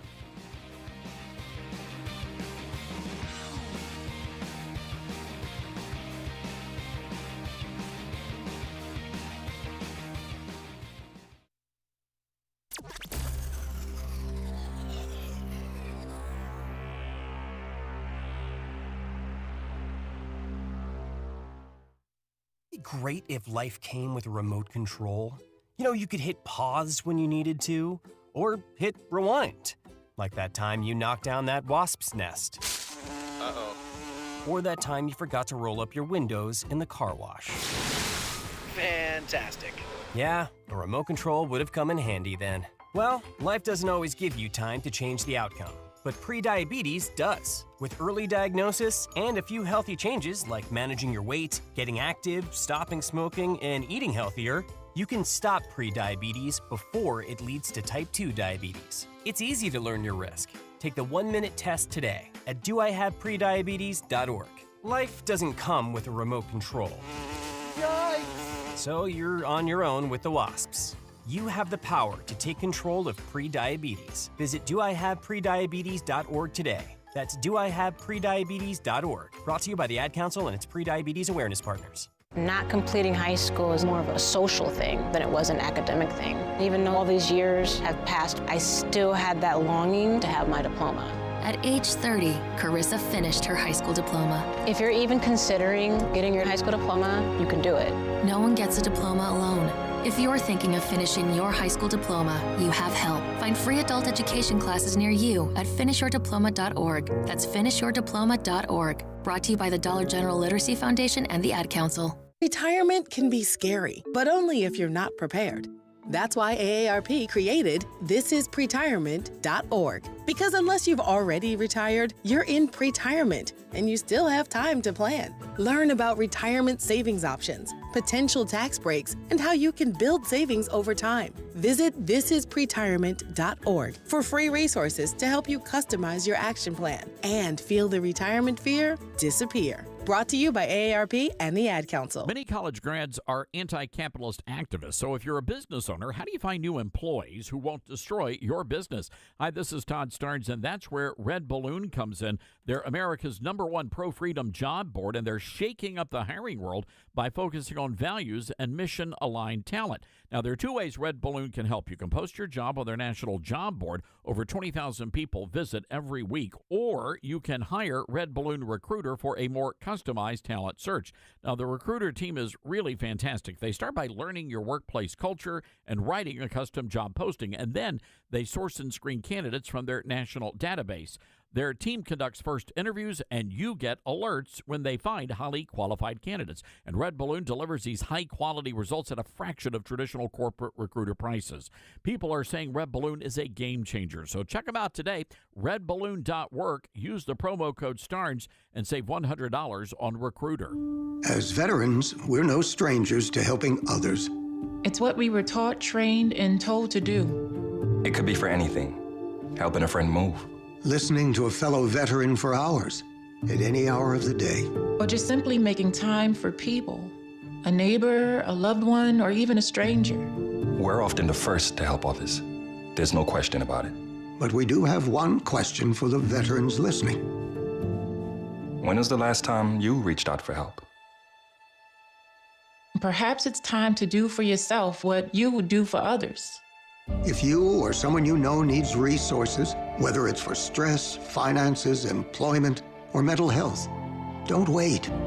Reach out. Find more information at va.gov/reach. That's va.gov/reach. Brought to you by the United States Department of Veterans Affairs and the Ad Council. As veterans, we're no strangers to helping others. That's what we were taught, service before self. But we do have one question for the veterans listening. When was the last time you reached out for help?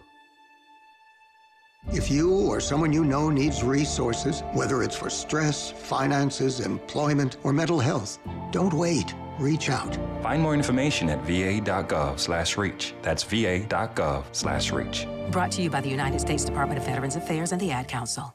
Smokey the Bear. Then you know why Smokey tells you when he sees you passing through. Remember, please be careful, it's the least that you can do. What you desire, don't play with matches, don't play with fire. After 80 years of learning his wildfire prevention tips, Smokey Bear lives within us all. Learn more at smokeybear.com, and remember, only you can prevent wildfires. Brought to you by the USDA Forest Service, your state forester, and the Ad Council.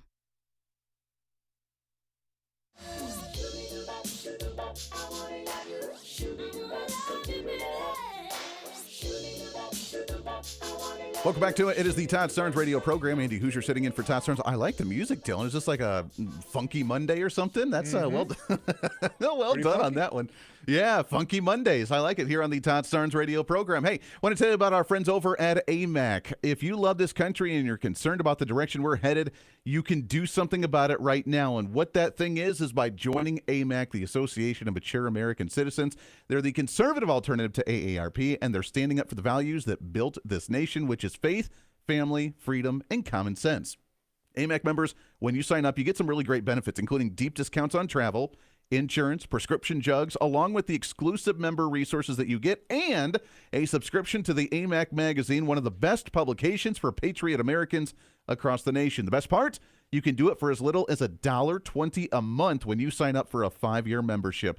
It's pretty awesome. Go to amac.us/Starnes and join the fight to keep America strong. That's amac.us/Starnes for AMAC, the Association of Mature American Citizens. So we've been covering the government shutdown. Is this guy still speaking, Dylan? This individual, this Democrat that's really angry. Pot him up for just a moment because he's still on a tirade. I don't know how much more you could say about how mad you are about non-government subsidies going to a health care, but let's see what he has to say here. You don't have enough money. And who are you going to take it out on? Who are you going to say all of a sudden with your green eye shades that you're really concerned about the federal budget deficit? You're going to take it out upon those who are least healthy, those most in need of help in our society? No, we're better than that. So this is a historic mistake. But just remember, the Republicans have always harbored an ancient animosity towards Social Security and Medicare and Medicaid and the Affordable Care Act. They voted against all of those programs. And now with Donald Trump. All right, I can't deal with anymore. That's ridiculous. The fear-mongering is crazy, man. This is a historic loss. Yeah, this is a historic loss for you. Democrats have never, in my experience of watching politics, have never capitulated like they had this time, and they are losing their minds. We're all gonna die because of you! Well, that's what we're hearing right now. Let's go to our guest on the program. Let's go back to the Patriot Mobile Newsmaker hotline. He is a political pundit at the TriStar Daily, TriStarDaily.com. Happy to have on here as we cover the Todd Starnes radio program, Mr. Steve Gill. Steve, how are you, my friend? I'm doing great. And yeah, the Chicken Little sky is falling fear-mongering that we're hearing from these folks. I saw a report today that something like 40% of those who are on Obamacare have never made the first health care claim. So the problem is they force people onto expensive Obamacare rather than lower cost, higher deductible. Because, most 25, 30-year-old men don't use a lot of medical care, and that's being proven out by the statistics. And yet we're overcharging people so we can provide these subsidies that people aren't even drawing upon that are actually honest, decent, law-abiding American citizens. Yeah. Oh, it's absolutely insane. Steve, what was the turning point for this? We went into the weekend on Friday with Democrats coming out with their quote-unquote compromise bill, extend these subsidies for one more year, create this task force, move forward with it. What was the turning point when Republicans said, no, we're not doing that? But why did they cave now compared to right after the election last week? Or instead of trying to propose this one last Hail Mary, what made them finally realize this wasn't going anywhere? I don't want to be overly biblical, but after 40 days and 40 nights, Satan wins in the form of Chuck Schumer. What changed? I think they were starting to feel the pain. They were starting to hear from their constituents. And it's interesting, if you look at the 8 Democrats who crossed over, 3 of them aren't running for re-election, so they don't have to worry about the AOCs and the radical nitwit Mamdani left. The other 5 are either facing re-election, but facing it not this cycle and down the road, so they could break with the far left extremists and not have to pay a price in their primaries for another couple of years. All of the other ones are either facing primary elections, have fear of primary elections, and I think that's why these were the only 8 who were willing to cross the aisle and finally do the right thing. Yeah. Do you think it scared them when President Trump sent out his Truth Social over the weekend that said, hey, we're not going to give money to the big corrupt insurance companies, but instead let's just give the money back to the people for them to make their own decision, which is essentially just a complete abolition of Obamacare in the first place. He wanted to try and do it in the first administration. It didn't happen. We had the opportunity, I think, to really make that happen now, which may still, if we continue to look at healthcare reform overall, and we're not putting certain subsidies back into Obamacare. But do you think that scared them when they saw that tweet and said, hey, we'd rather preserve what we have now than lose all of it? Yeah, they are completely dependent on duping their voters and duping the folks that only pay sort of slight attention to the realities, and their lives can work.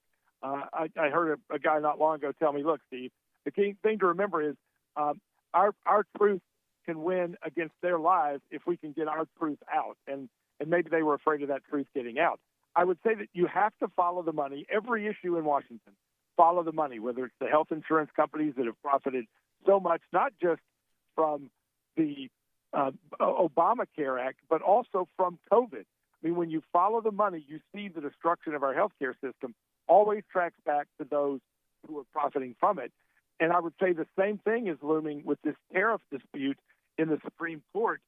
The founding fathers had no idea that we would get to a point where our Congress would be so much in the pocket of our foreign adversaries that they could impose tariffs on us and Congress would not respond. And when the president responds, they challenge that. They question that. Our founders didn't think that our Congress would sell us out. Boy, they underestimated Congress, didn't they? Yeah, we are definitely a long ways away from the original intent of where we were supposed to be with the Constitution and limitation of powers for sure. We're talking with Steve Gill. He's a political pundit for the TriStar Daily, TriStarDaily.com. Let's speculate for just a moment and look at the future of the Democrat Party. As I said, Steve, I'm a millennial. I'm 37. I haven't been around the block too terribly long. However, I will say in all the years I have been following politics, it has been the ongoing capitulation of Republicans. They don't have a backbone. They don't have a spine. As soon as the pressure gets put on by Democrats or by the media, then we end up cowering. We find a way to quote unquote negotiate. And when I heard the announcement on Sunday yesterday that there was a deal being made, my first reaction was, oh no, what did Republicans do to cower on this issue, especially with the bill that was proposed on Friday? I have never seen Democrats eat crow, and after 40 days of putting pressure on the American people and losing subsidies, losing SNAP benefits, all this garbage that they put us through, walk away without actually getting anything here. What's going on? You're exactly right. And again, when I heard the announcement, I was the same way as you. It's like, okay, let me look at the details. What did we give up to get it? And we gave up nothing other than, okay, yeah, well, let's have a vote maybe down the road. And to hire back a few of the federal employees. I guess that was the only negotiation, was to bring back some of the federal employees that Trump had fired over the last month. The key being some, which means we're still starting to cut into the bureaucracy that has grown too rapid, too large, too uncontrollable. Keep in mind, the only one we can't count on, and I'm talking to you, Kentucky, Rand Paul is the only Republican who voted to keep the government shut down, vote after vote after vote. I think he is maybe the sole Republican that suffers from Trump derangement syndrome. His hatred and distrust of Trump is motivating his votes rather than what's best for Kentucky and America. And hopefully Kentucky will take the opportunity to do the right thing the next time they have that chance to make a change there.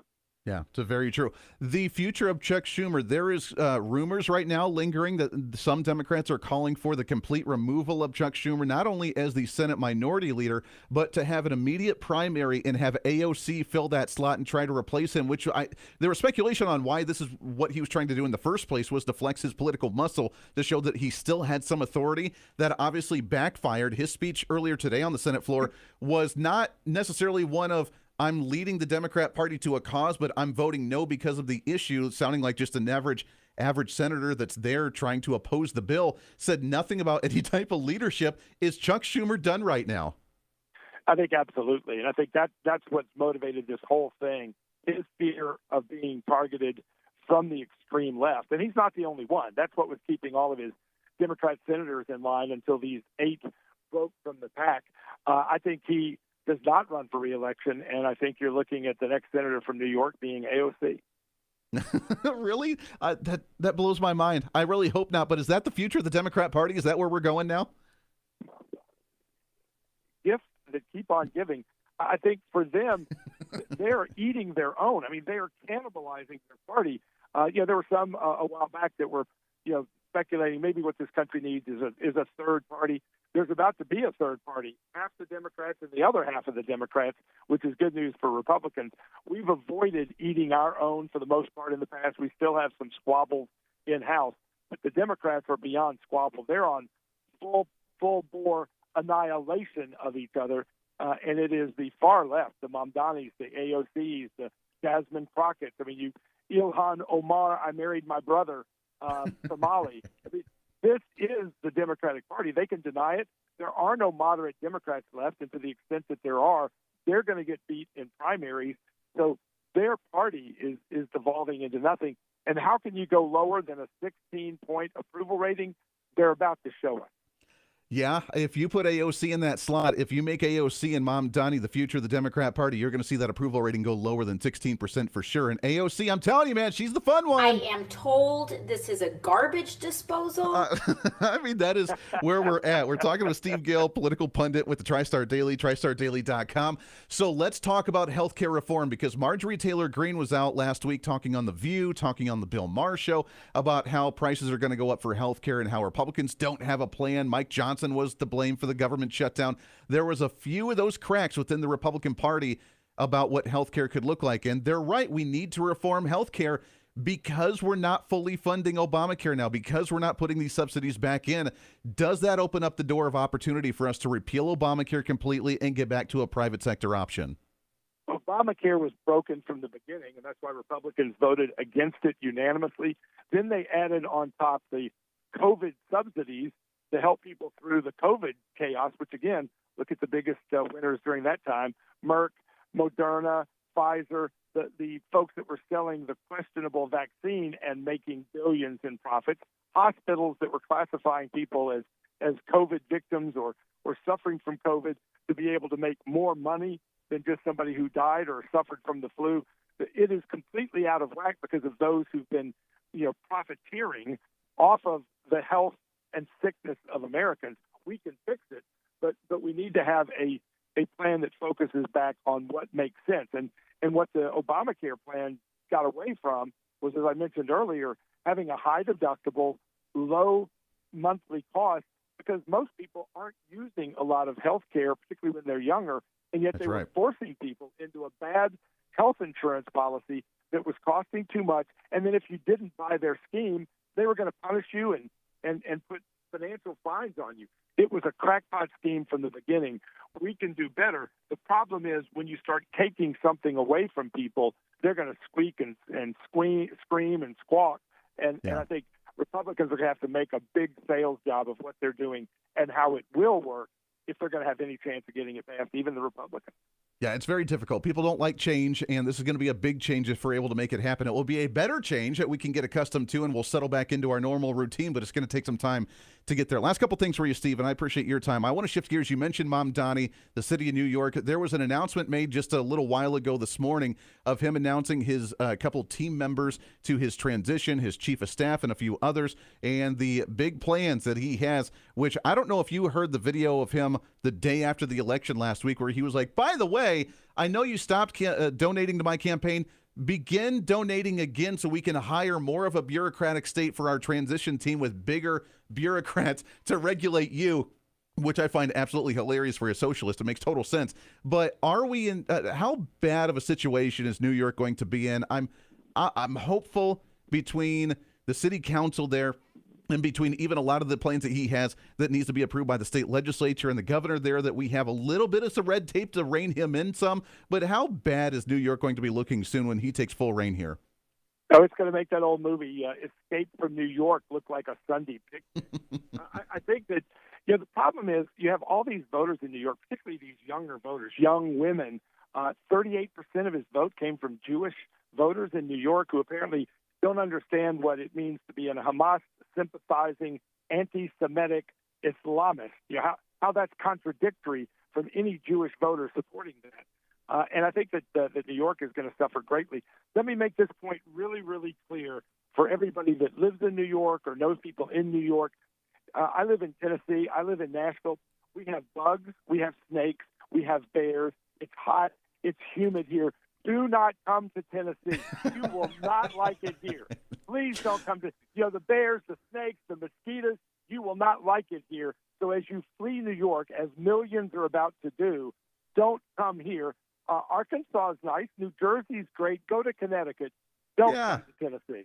Don't come to Tennessee. I like that. That's a great PR campaign for all the New Yorkers. Don't come to Tennessee. I live in Kansas here. We have tornadoes and 110-degree temperatures, so you don't want to come to Kansas either. So there you have it. We have the campaigns against where people should be traveling to. In fact, Texas wants to put a 100% tariff on those that want to move from New York, which is absolutely hilarious. Build a wall on the Mason-Dixon line, and we'll include Kansas and make Mexico pay for it. Can we do that? That's right. There we go. I like that idea. We'll make them all pay for it. It is Steve Gill. Go check him out, TristarDaily.com. Steve, a great guest that usually here on the Todd Starnes radio program. We appreciate it, my friend. Can't wait to do it again soon. Have a great week. Thank you. You as well. Appreciate it. Steve Gilligan, political pundit with the TriStar Daily, TristarDaily.com. We're going to build a wall. We'll just build it around New York, and we'll keep them in there. Hey, you voted it in. You have to live through your social experiment now. No more federal taxes, no more federal subsidies into New York. You got to deal with it. And if you don't like it, you better turn out to vote, because a 10 to 15% voter turnout is not good enough. Got to take a break. Your thoughts on this when we come back on the Todd Starnes radio program. You're with Todd Starnes.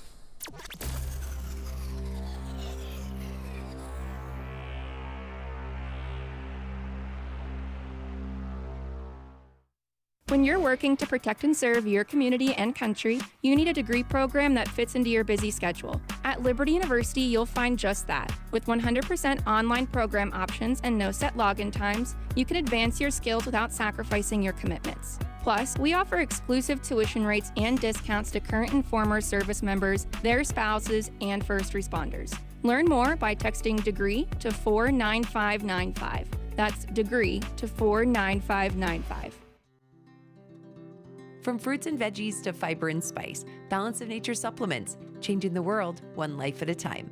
Well, I stopped taking it for a while, and then it dawned on me, so I started taking it again. And I don't know, I like it. I mean, I love them. I'm never going to stop taking them. And I've got a friend that's coming over here. I'm giving her a little bit for her to go try. I love the product. I wouldn't be without it. You know, ever since I started that product, I remember seeing an ad way back. That's what convinced me. I tried it, and I've been a believer. Nothing compares with it, so I'm a lifer with it. I'm not going to change. Start your journey with Balance of Nature supplements today. Call 1-800-246-8751 or go to balanceofnature.com and sign up as a new preferred customer to get 35% off your first preferred set. Don't wait. Now's the time to take action. Go to balanceofnature.com or call 1-800-246-8751 and get this special offer by using discount code TODD. America has a new choice for fair and balanced news. ToddStarnes.com. Journalism you can trust from some of the best reporters and opinion writers in the business. ToddStarnes.com takes you to the front lines of the culture war, defending faith, freedom, and your family. ToddStarnes.com also features exclusive interviews with America's top newsmakers like Mike Huckabee, Franklin Graham, and Newt Gingrich. Find out why millions of Americans read ToddStarnes.com every day. It's news you can trust. ToddStarnes.com. Balance of Nature's fruits and veggies supplements, changing the world one life at a time. I'm a 70-year-old man. I'm not a young guy, and I'm an ex-athlete. Well, yeah, when I was taking it, I recognized that I was feeling better. You know what I'm saying? And just mentally knowing is important also. I am a customer of you guys. I love your product. Love it, love it. Nothing but good things to say about your product. I love it. And as long as y'all don't sell it, I'm going to take it as long as I can. Start your journey with Balance of Nature supplements. Call 1-800-246-8751 or go to balanceofnature.com and sign up as a new preferred customer. And for a limited time, get 35% off your first order with free shipping and our money-back guarantee. Go to balanceofnature.com or call 1-800-246-8751 and get this special offer by using discount code TODD. I learned patience from my adoptive dad. All he had to say was, "Hey, you got this. Just breathe." Hey, we're pretty good. Yeah. Might have to start a band. I got it. Learn about adopting a teen from foster care. You can't imagine the reward. Visit adoptuskids.org to find out more. This message is brought to you by Adopt US Kids, the U.S. Department of Health and Human Services, and the Ad Council. Now more than ever, it's important to support companies and organizations that share our values. Patriot Mobile not only shares our beliefs, but they actually do something about it. America's only conservative Christian wireless carrier. And they donate a portion of every dollar to organizations that fight for causes you care about. Switch to Patriot Mobile now and use the promo code TODD to get free activation and a free gift. Veterans and first responders save even more. Go to patriotmobile.com/Todd or call 972-PATRIOT. That's 972-PATRIOT.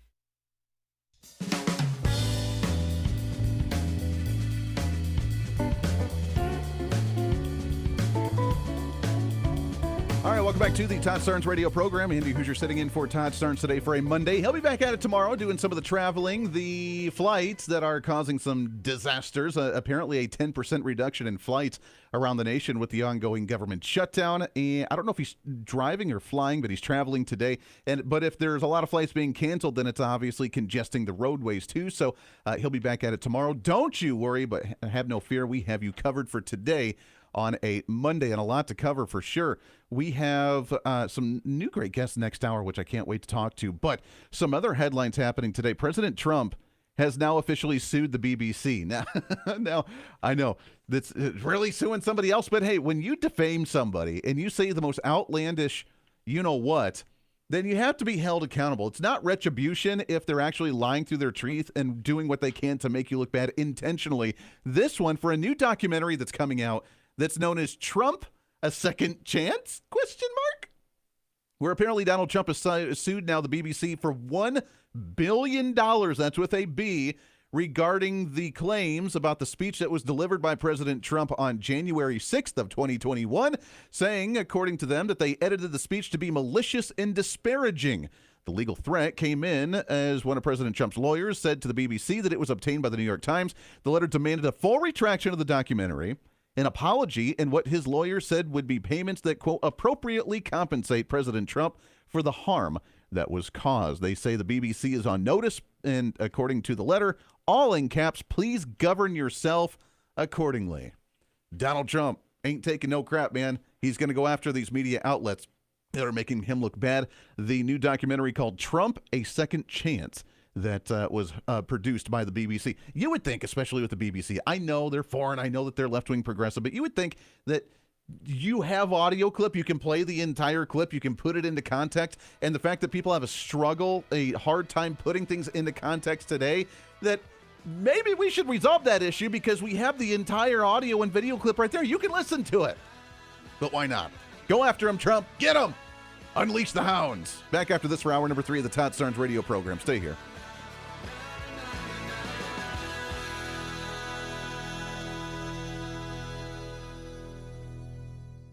Hey folks, Todd Starnes here. What's your plan when the smartest investors who never lose pile into gold and silver? They're buying now, watching value climb. Are you okay with missing out, seeing them thrive while you wait?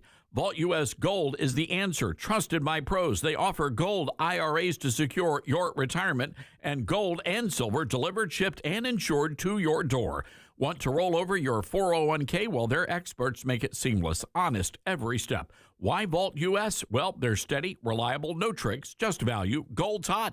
Don't regret sitting this out. Call 833-511-GOLD. That's 833-511-4653 or visit vaultusgold.com/Todd for a free investor kit.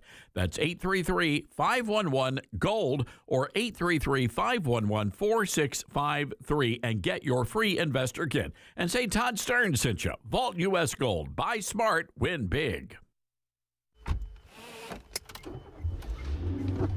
Mama, what does the chicken say? Chicken. Oh, okay. And wolf? Oh, a wolf. Ooh! What about the tiny dog? Cat? Owl? Dolphin? What does the turkey say? Whale? Whale sound. Do the giraffe. Giraffe, really? Okay. Giraffe. Giraffe. You're not going to get it all right. Just make sure you nail the big stuff, like making sure your kids are buckled correctly in the right seat for their age and size. Get it right. Visit NHTSA.gov/the right seat. Brought to you by the National Highway Traffic Safety Administration and the Ad Council.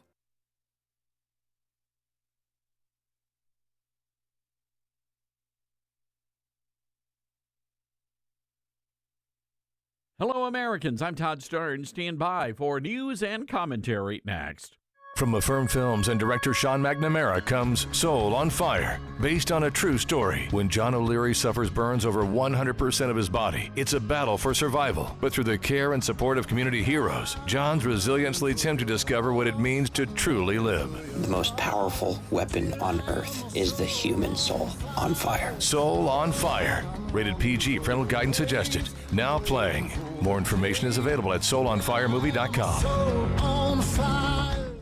Sophia Shoemaker is a senior at Rampart High School in Colorado Springs. Every fall, seniors there are invited to decorate their parking spaces. It's a long time and beloved tradition.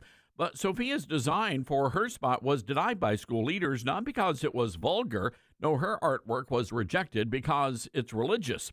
Sophia's design featured a shepherd on a hill, a staff, and a sheep, along with a Bible verse, 1 Corinthians 13:4, the one about love being patient and kind. School officials said they have a rule banning all religious images. First Liberty Institute is a law firm that specializes in religious liberty cases, and they are now representing Sophia. They say the school is breaking the law. They say students have a right to engage in religious speech on public school grounds. Well, let's hope Rampart High School reverses course. Otherwise, they could get slapped with more than a parking violation. Hey, be sure to read more about this story on my website, toddstarnes.com.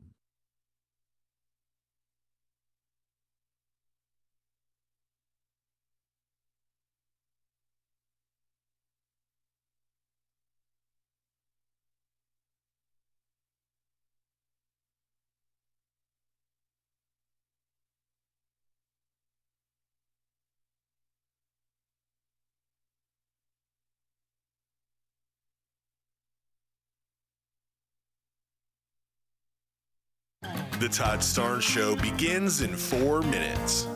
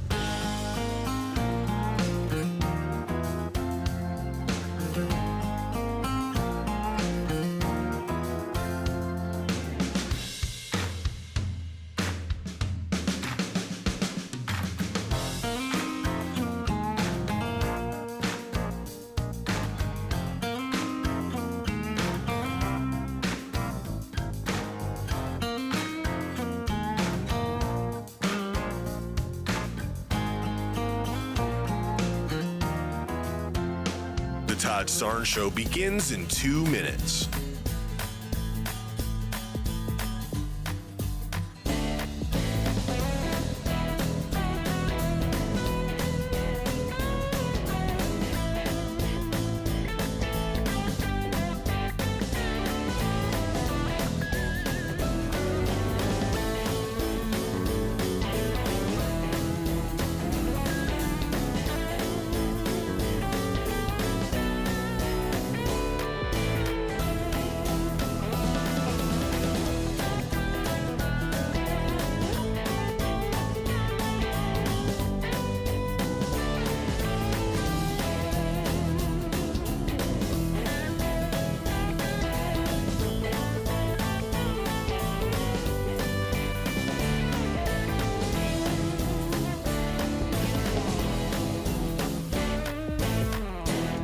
Todd Starnes Show begins in 1 minute.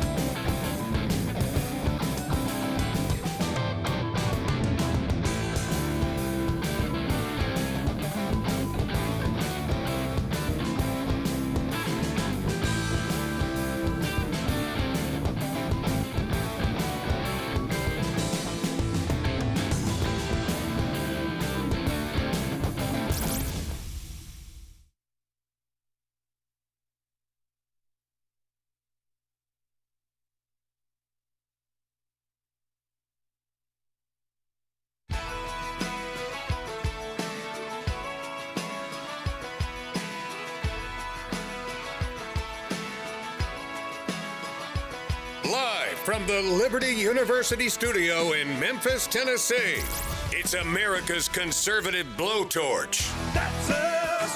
That's right.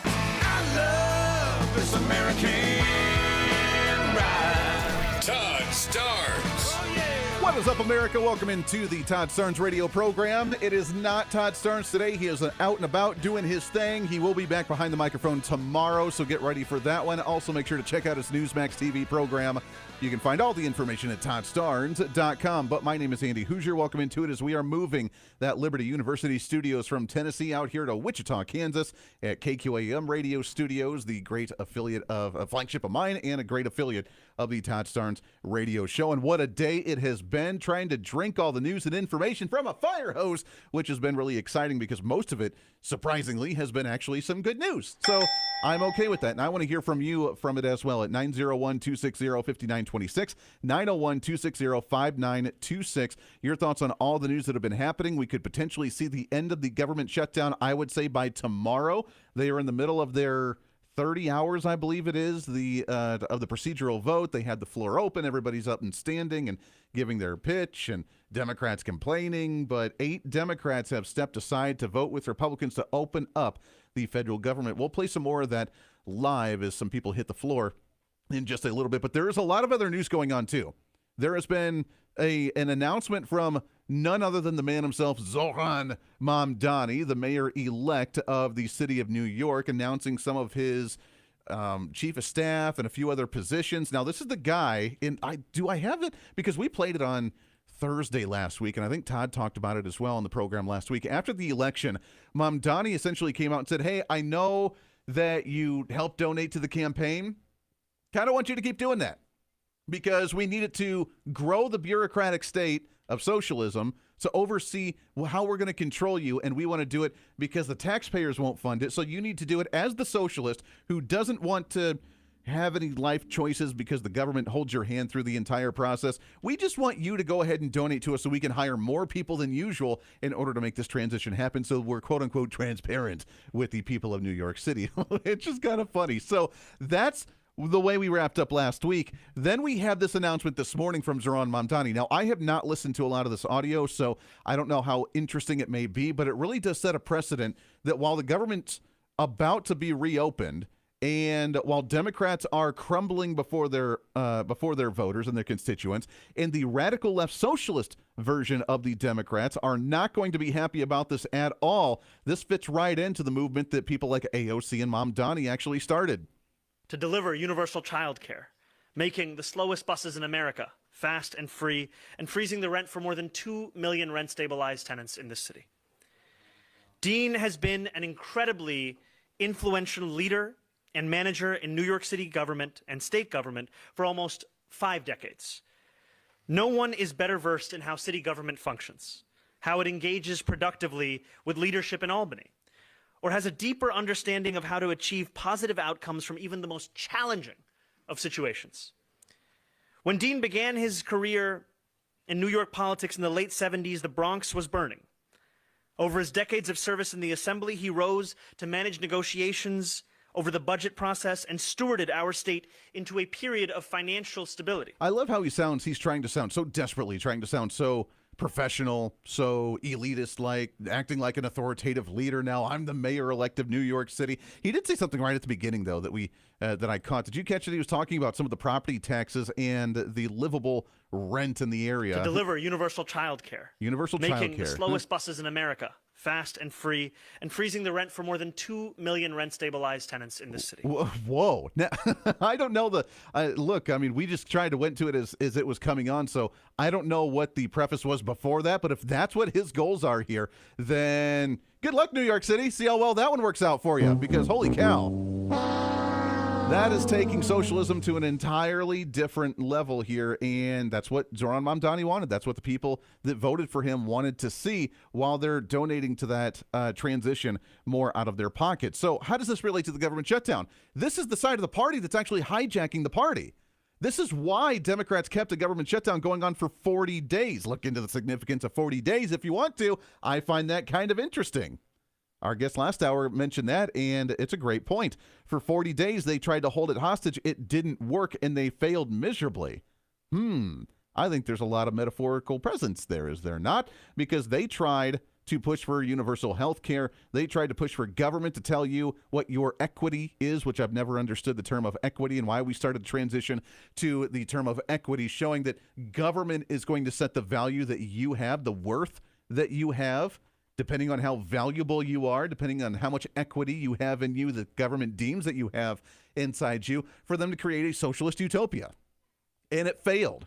After 40 days of punishing you, punishing those that actually need SNAP benefits, punishing those that are struggling right now, for them to try and hold their ground, they're now backing off. And can you imagine the Zoran Mamdani, the AOC radical side of the Democrat Party? They're not going to be happy about this. In fact, you want to hear about violence in the streets and a rising up of protesters in the streets. They're not going to be going after Donald Trump, although they're trying to direct themselves to do so, meaning the Democrat leaders. No, they're going to be mad at their own party, which is why now apparently there's calls for an immediate removal of Chuck Schumer, because he's the one that led this. He's the one that was rallying the troops. He's the one that said we need to stand firm on this issue. And now all the Democrats that are speaking out, Tim Kaine and Senator Shaheen and a few others, are trying to play the victim now of, well, I didn't realize how bad it was. I didn't realize how strongly that Republicans felt on this issue. I was focused on other things. I didn't realize it got to the point that it got to, and now we're in a really bad position. And the Democrats eating crow there. Zoran Mamdani moving forward with his agenda here. His chief of staff, I don't remember her name. It's something very strange, something church, I don't know, but this is what she had to say, just part of her plan to work with the Mamdani administration. My name is Elle Biscard Church, and I am so proud to stand here to accept the role as chief of staff for the incoming Mamdani administration. It is an immense honor to serve the people of this city. It has been emphasized that the mayor-elect and I belong to a new generation. That's true. And as we work to turn the page on a politics devoid of ambition and beholden to special interests, it is incumbent on us to fill this administration with experienced people at all levels who have been on the right side of this fight. All right, so the new vision, the new generation. Dylan, come on here for just a moment. The new generation and not being beholden to special interests. Who donated to the Zoran Mamdani campaign? Dylan, wasn't it like foreigners and foreign nations that were actually donating to Zoran Mamdani? Yeah, I think you're correct on that one, yeah. Yeah, so money coming in from the Middle East particularly that were coming in to try and fund Zoran Mamdani in large amounts, by the way. He got a lot of money for that mayor's race, but now he's not beholden to special interest groups. If you're being funded by a foreign entity, foreign Muslim organizations in the Middle East, I would consider that a special interest, wouldn't you? Yeah. Maybe? Yeah. Kind of crazy. Yeah, it's crazy. Yeah. So the socialist takeover's begun, and they're gonna look. I'm telling you, it's so important because Chuck Schumer, coming from New York, representing the state of New York in that Senate seat, this is now the party of New York. Zoran Mamdani, arguably outside of the governor of New York, is one of the most powerful guys in the city, in the entire state. He's got a lot of influence now, and this is now going to be the party. And if AOC, that now has a victory, a big notch of a win in her belt for supporting someone like Zoran Mamdani, one of her endorsements finally came to fruition, that she's got more credibility. She's got some momentum. Mamdani's got the momentum. Hochul's trying to defend him and say that if the Trump administration goes after Zohran Mamdani, that the Trump administration, Washington, D.C. is going to have to come through her first as well. That is now the state of politics of the Democrat Party in New York. Chuck Schumer's done. He just lost a major 40-day tug of war, a 40-day war of chicken, playing the game of chicken against Republicans, and he lost. This is a major blow, not just to Democrats, although we're sitting back here relishing in it.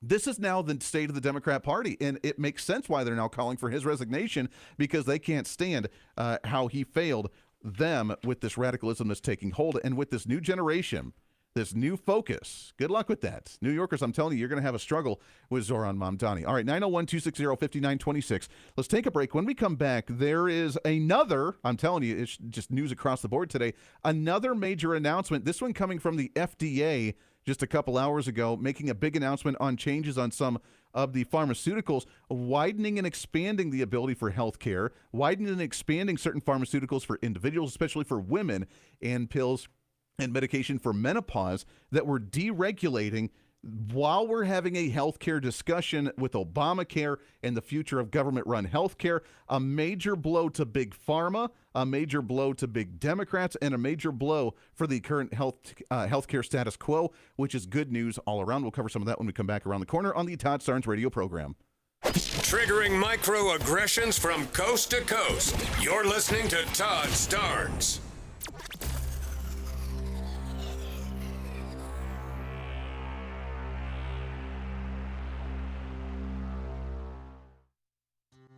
Balance of Nature's fruits and veggies supplements, changing the world one life at a time.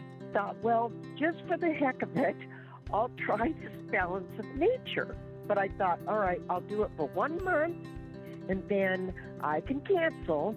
And so I ordered it for 1 month. I have told so many people about this stuff. They think I'm crazy. So for me to say I would continue to do it means it's got to be good.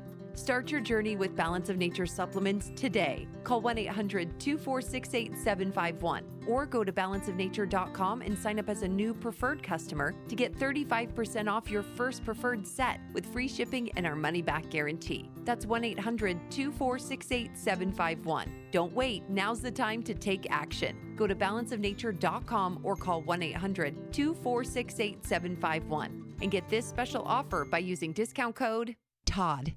From director Sean McNamara comes Soul on Fire, based on a true story. They said you had no chance, but here you are. Starring Joel Courtney, John Corbett, Stephanie Shostak, Macy McLean, with Devon Franklin and William H. Macy. If you focus exactly on loving the life that you're living right now, and not the life that you think you could have had or should have had, that's the whole deal right there. Soul on Fire, rated PG, parental guidance suggested. Now playing. For tickets, go to soulonfiremovie.com. Soul on fire.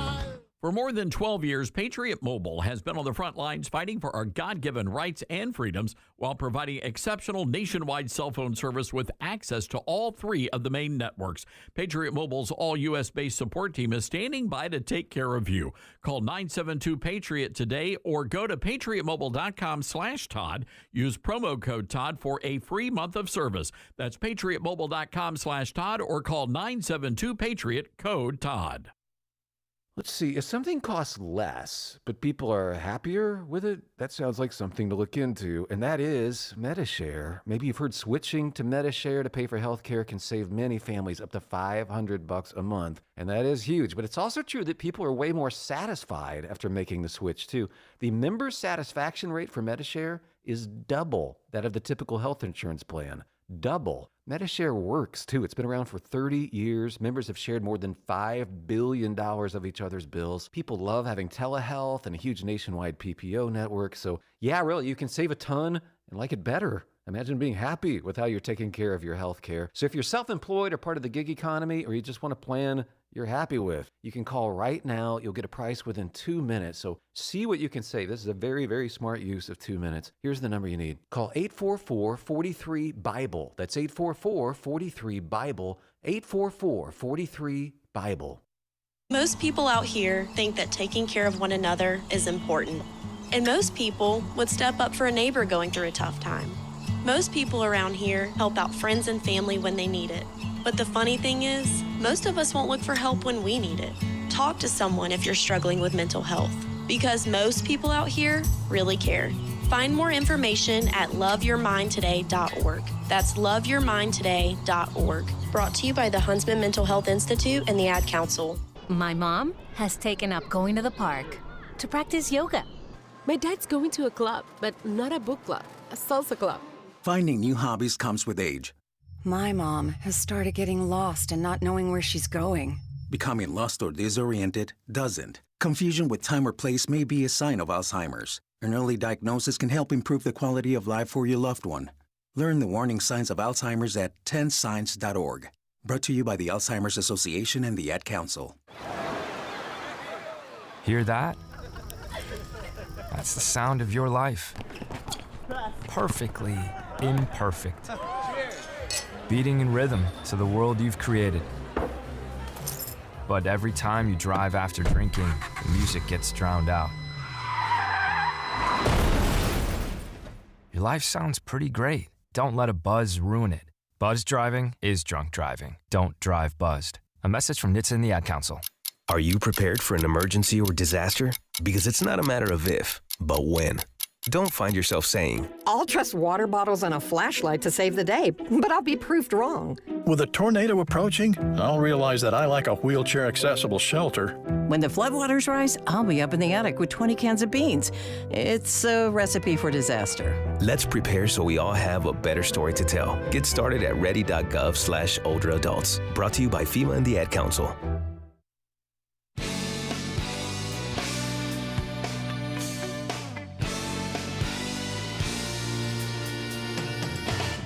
Hey, welcome back to it. It is the Todd Starnes radio program here on a Monday, setting that tone for the whole entire week. Andy Hooser sitting in for Todd Starnes right now.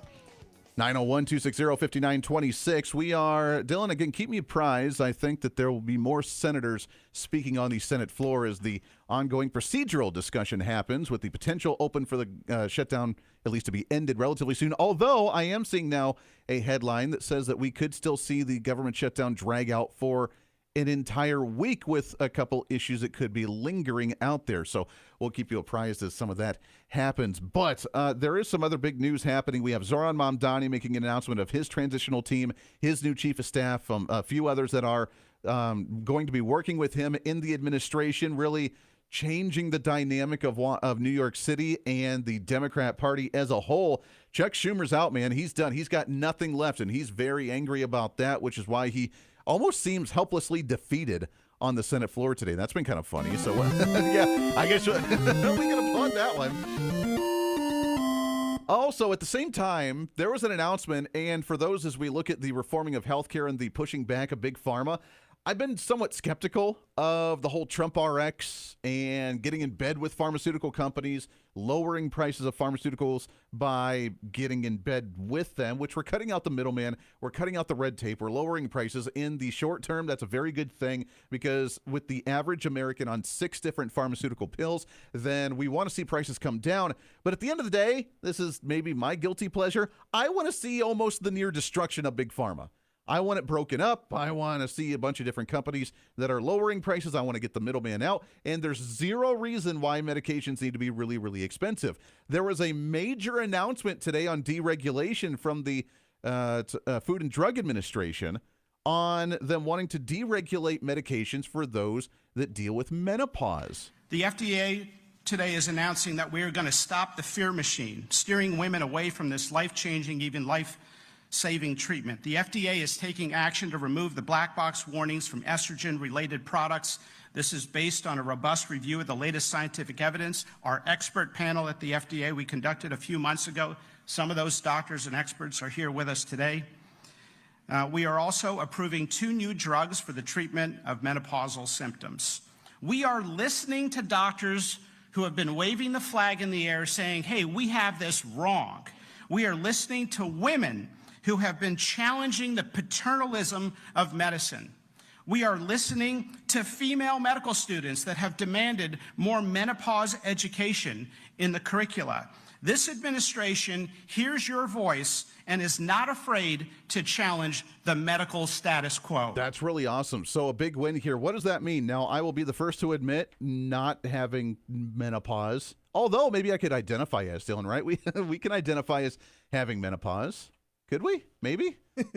In this day and age, maybe, yeah. Why not? You can just identify as having menopause. Why the heck not? So I'm not the most purview on menopausal issues, but this removal of the black box safety warnings, this has been a major fear tactic, and it drives me wild. This is so weird to me that while we have a movement from the Democrat left that has been pushing the hormones on people, hormone blockers or different hormones for people because they want to transition. If you're a girl that wants to be a boy, then we just give you a whole bunch of hormones. We end your estrogen. We put in some testosterone. We just boost it up a little bit. Or vice versa if you want to become a girl. And you just reverse these.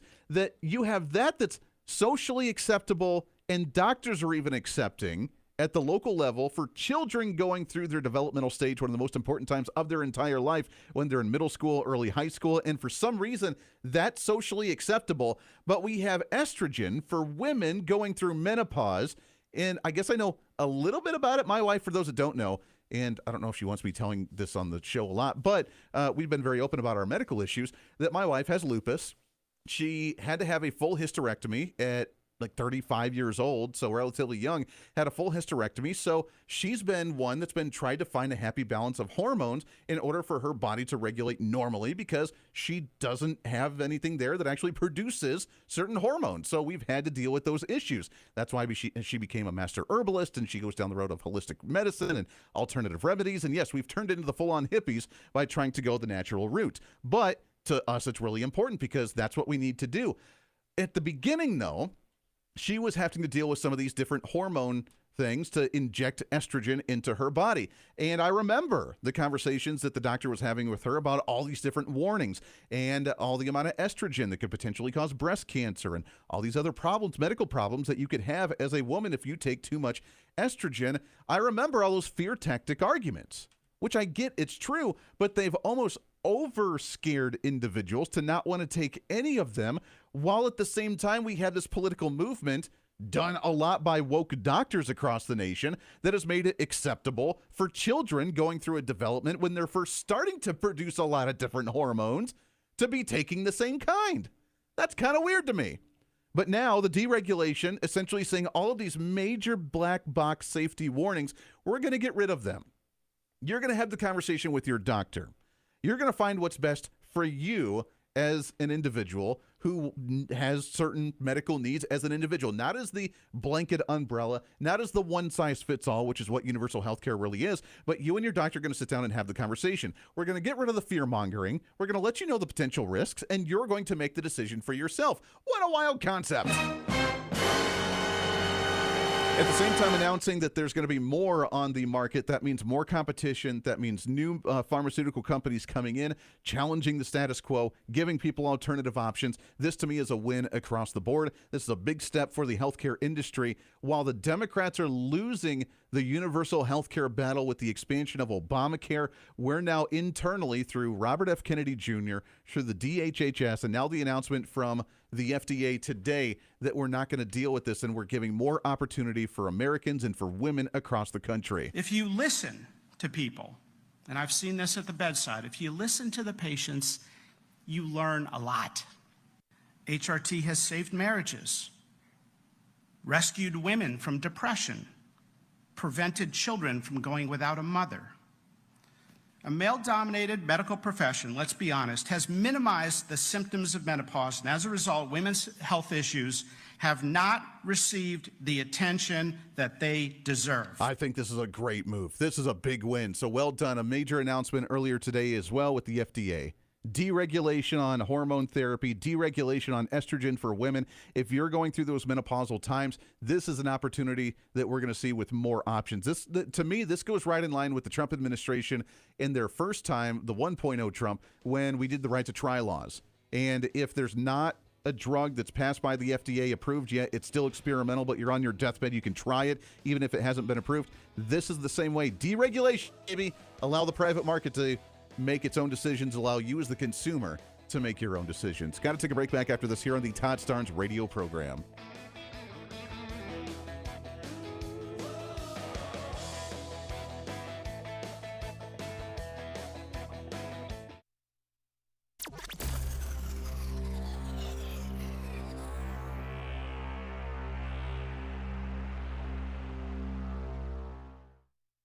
You said you'd never buy your kid candy from the checkout aisle.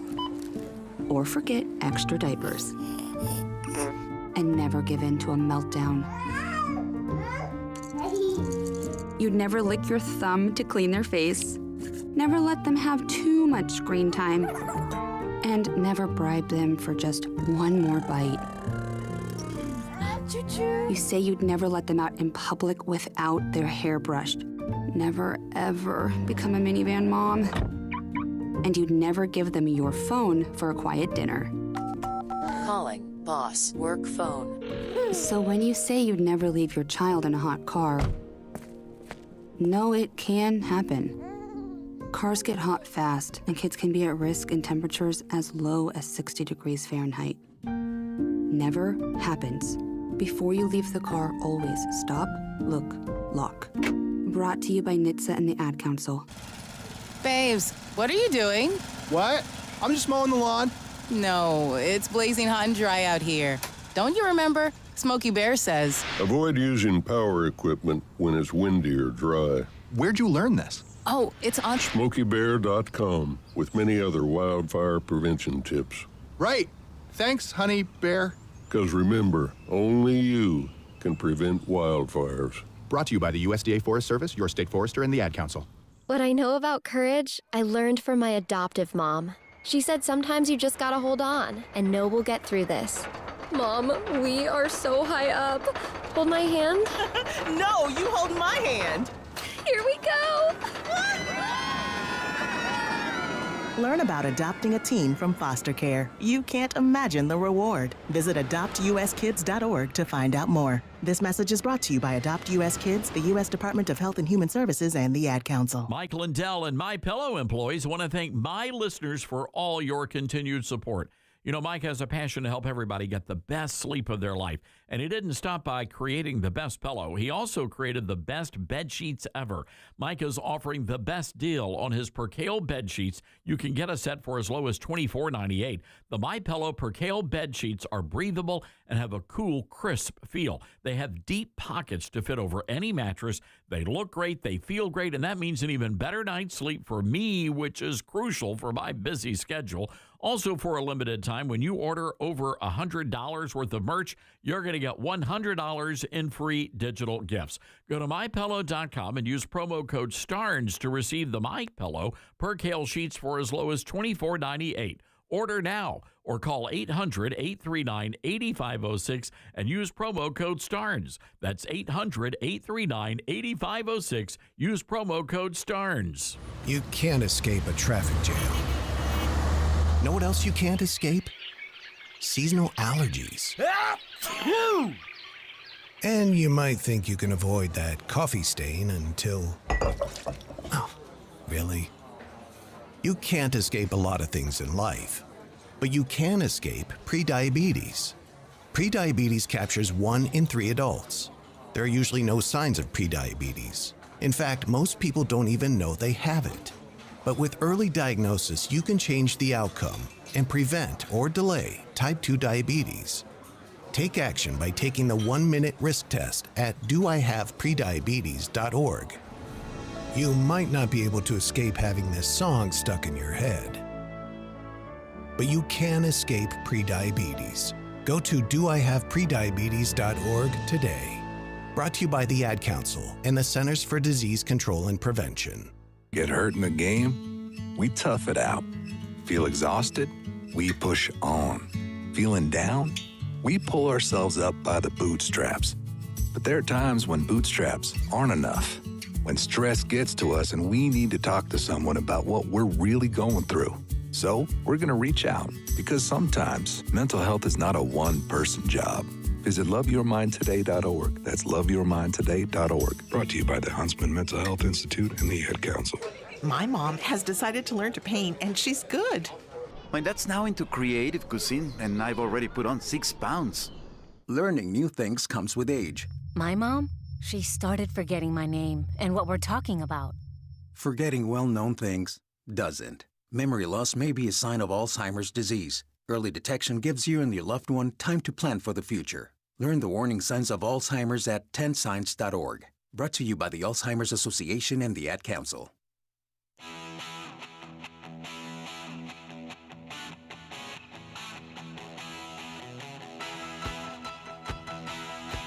Hey, welcome back to it. Happy Monday. It is the Todd Starnes radio program. Andy Hooser sitting in for Todd Starnes today. He'll be back at it tomorrow. You can check out his website, toddstarnes.com, if you want to find more on the radio show, more on the Newsmax TV program, and, of course, all his books that he has. If you want more information on myself, you can find my website at HooserReason.com, HOOSER Reason.com. Hailing out of Wichita, Kansas here, KQAM, my flagship and a great affiliate of the Todd Starnes radio program. Hey, I want to tell you about our friends over at MyPillow. MyPillow, as you know, they've announced their biggest 3-in-1 sale ever with limited edition products, a back-in-stock special, and a closeout deal that you will not find anywhere else. And these deals are absolutely insane, as Donald Trump would say. And I think we're going to make it big league. Yeah, I think so. So here's what you got. The MyPillow bed sheets, now only $29.88. Any color, any style, even king-sized.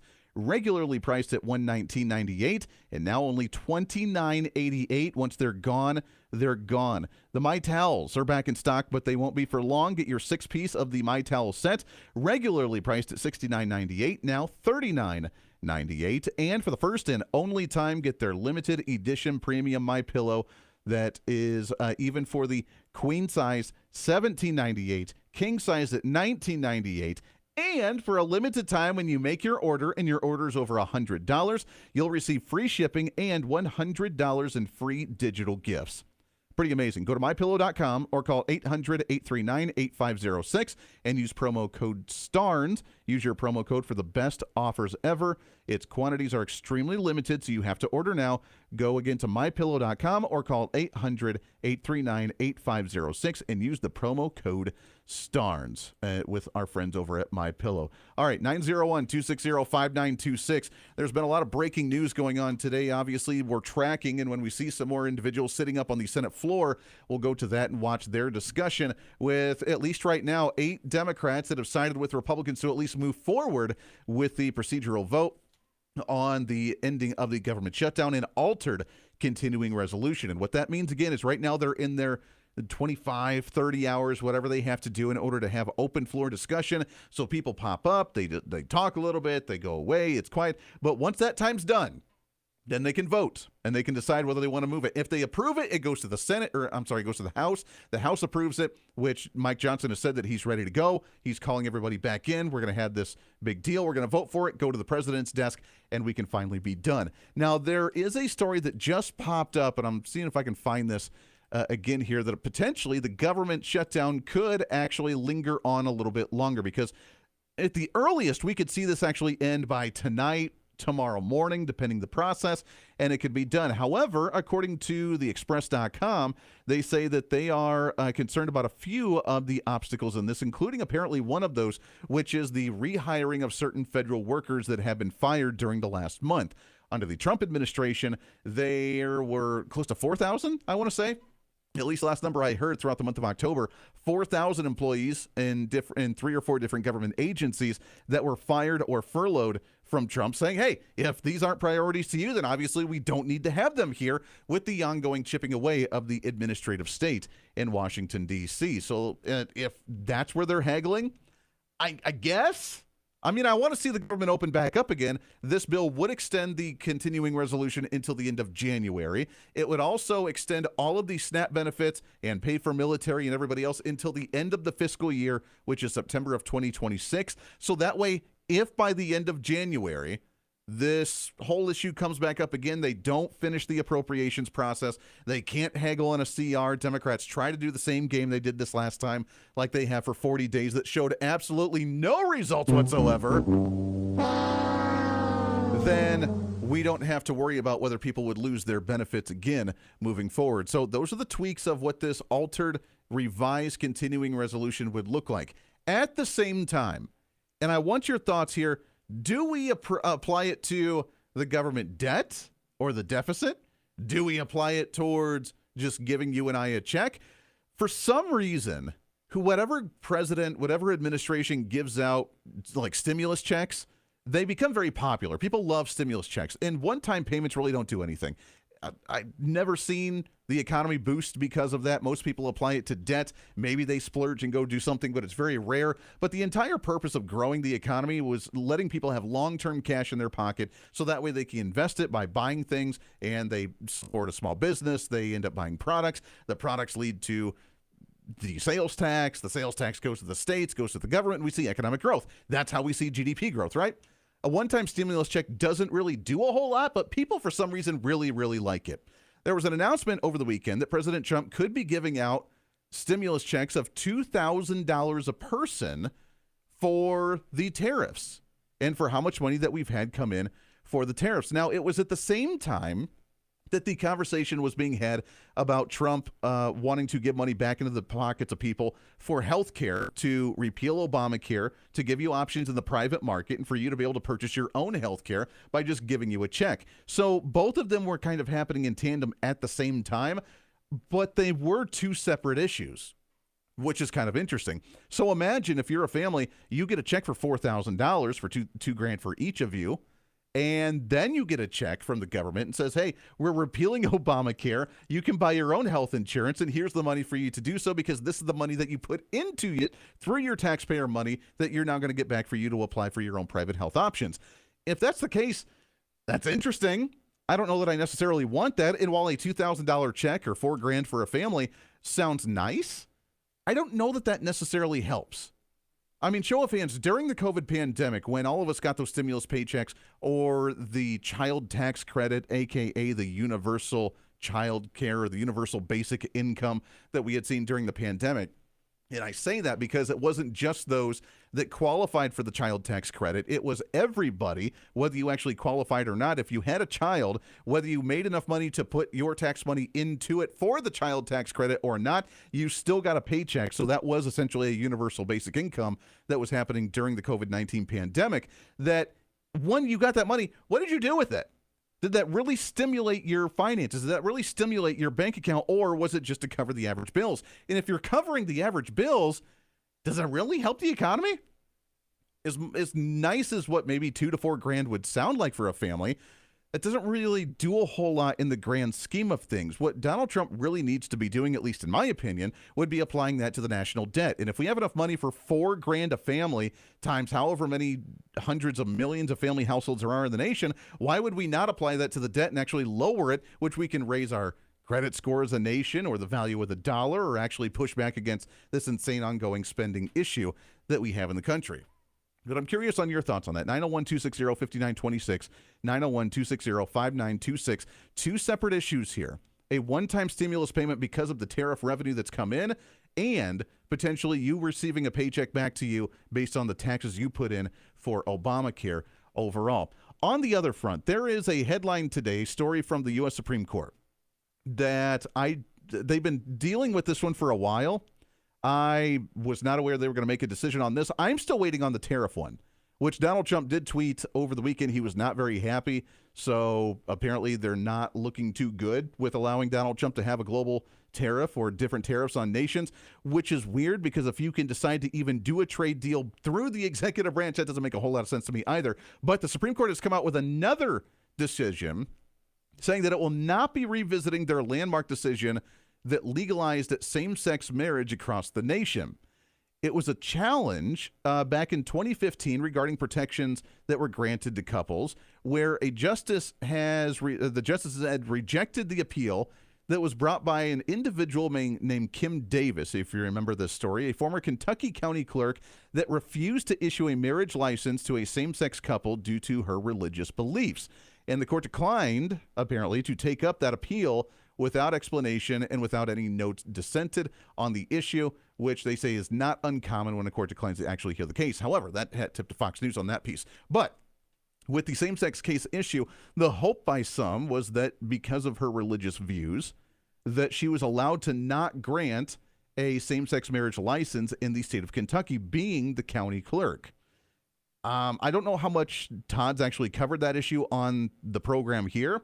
There is, in my opinion, a difference between someone who's in the position as a public worker, as a county clerk, and someone who's like a baker in the state of Colorado that was asked to make a wedding cake for a same-sex couple for their wedding that declined, and that got a lot of issue, and he actually won that case in Colorado. There's been a couple cases out of Colorado, actually, for that one, of the baker that would not make the cake.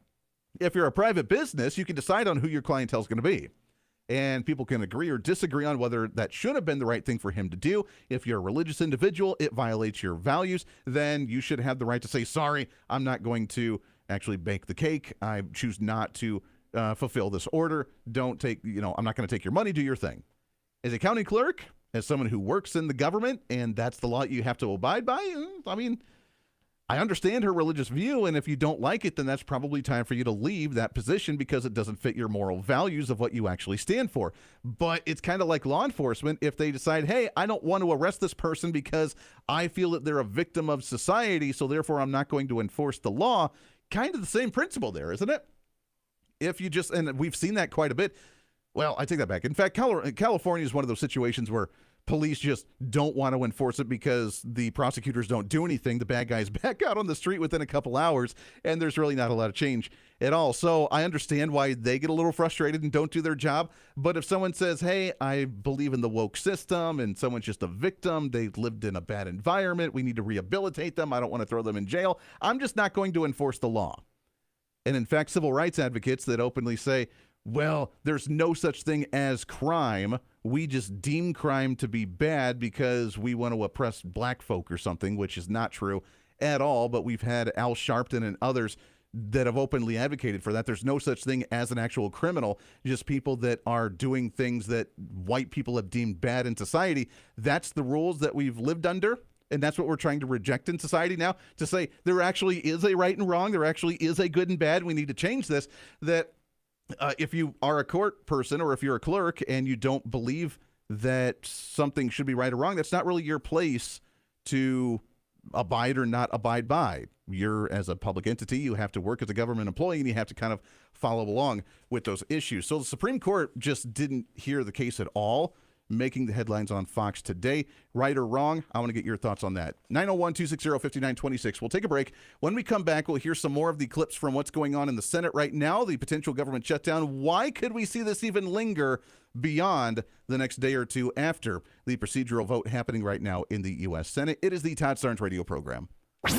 Sane talk in an insane world. Todd Starnes.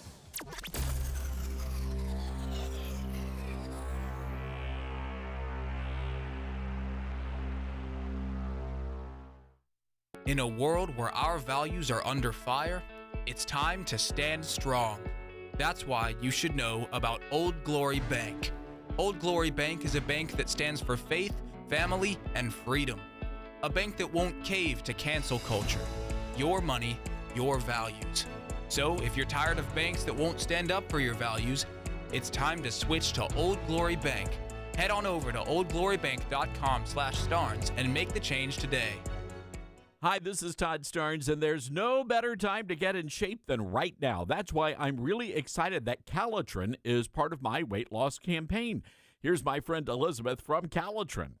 That's right. It can be overwhelming when you see the number on the scale and you've got, 30, 40, 50, even 100 pounds to lose. But y'all, the hardest part is just getting started, and Calitrin's going to help you do that. You're going to lose the weight the right way, without drugs, without stimulants, so it's safe with all your medications, and where you can maintain it and keep it off even after you get off the product. So go to the website right now, toploss.com. You're going to see there's a huge sale with discounts on every single month of Calitrin, $10 off every single bottle. It's at toploss.com, or you can call us with questions toll-free, 833-TOP-LOSS. Thanks, Elizabeth, and be sure to use that promo code TODD Friends, here's a reality check. Your biggest retirement expense likely isn't groceries or healthcare, it's taxes. Add inflation eating away at your dollar, and it's easy to see why so many run out of money. Lassiter Capital helps solve that problem by giving you access to real estate investments designed to generate income, protect against inflation, and provide huge tax advantages. Founder Ty Lassiter calls it the 4 keys to investment success. Visit LassiterCapital.com/Starnes or call 817-912-1569 to schedule your free consultation. We are living in dangerous and unstable times. Hello, everybody. I'm Todd Starnes. Pandemics, international insecurity, shortages, supply chain disruptions, and an economy on the brink. We know we can't simply trust the government to protect us. Now more than ever, everyone needs to be prepared. And being prepared is more than just stockpiling ammo, food, and supplies. Being prepared should also include stockpiling critical prescription medications. And that's where my friends at the Wellness Company come in.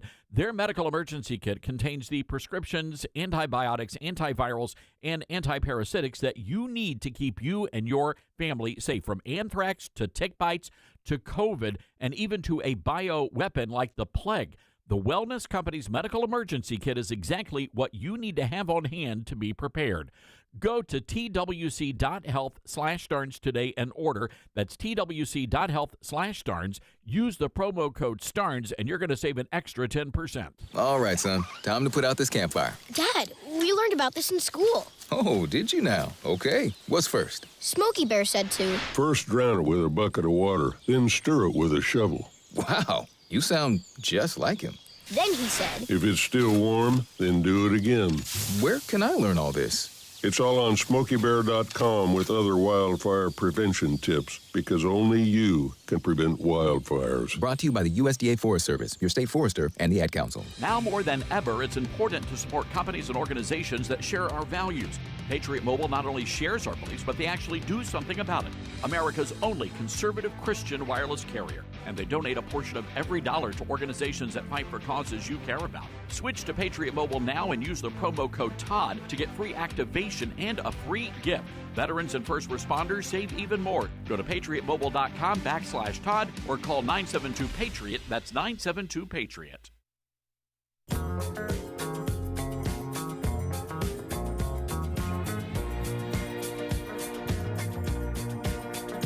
Hey, welcome back to it. Todd Starnes radio program. Last segment, man, it flies right on by. There's so much to cover here. By the way, what we just talked about, the potential checks that the Trump administration wants to give the low and middle class Americans. He said not rich individuals, the millionaires and billionaires. All right, Bernie Sanders, that's it. It is totally absurd. Yeah, yeah, that's right. Bernie Sanders very angry, by the way, with what's happening with the potential end of the government shutdown. But the potential paychecks, the one-time stimulus checks to the American people, is it something that we should do, or should we apply it all to the federal debt? There was a post on Truth Social just a couple hours ago, actually, from Donald Trump that addressed this issue and said that we have enough money to do both. Dylan, I knew that we were bringing in a lot of money from tariffs. I didn't realize it was that much. Yeah. How much money do you think that would be to pay every American family and middle and lower class Americans $2,000 a person, so essentially $4,000 a household, and pay down a $38 trillion debt in this nation? How much money would that have to be?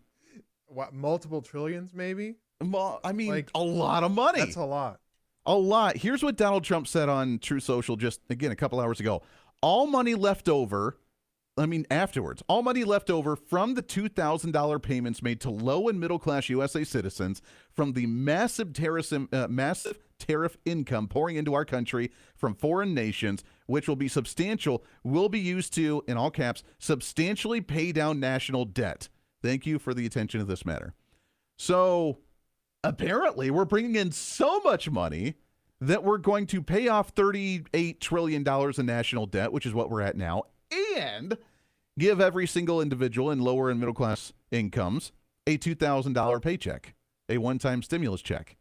Now, if we have that much coming in tariffs, which I knew it was a lot, but that's taking it to a whole new level. And I think this is maybe the anticipation of not what we have in there right now, but what we're projected to have later on because of the ongoing tariffs that we're bringing in. So maybe it's just looking long term of what we could potentially have.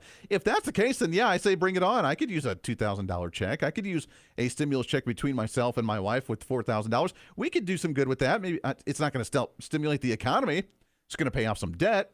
We're going to get, ahead on some things. That's what most Americans like to do, which is why one-time stimulus checks never really do a whole lot for the economy. But at the same time, like, hey, if we're going to pay off the national debt with $38 trillion, why the heck not?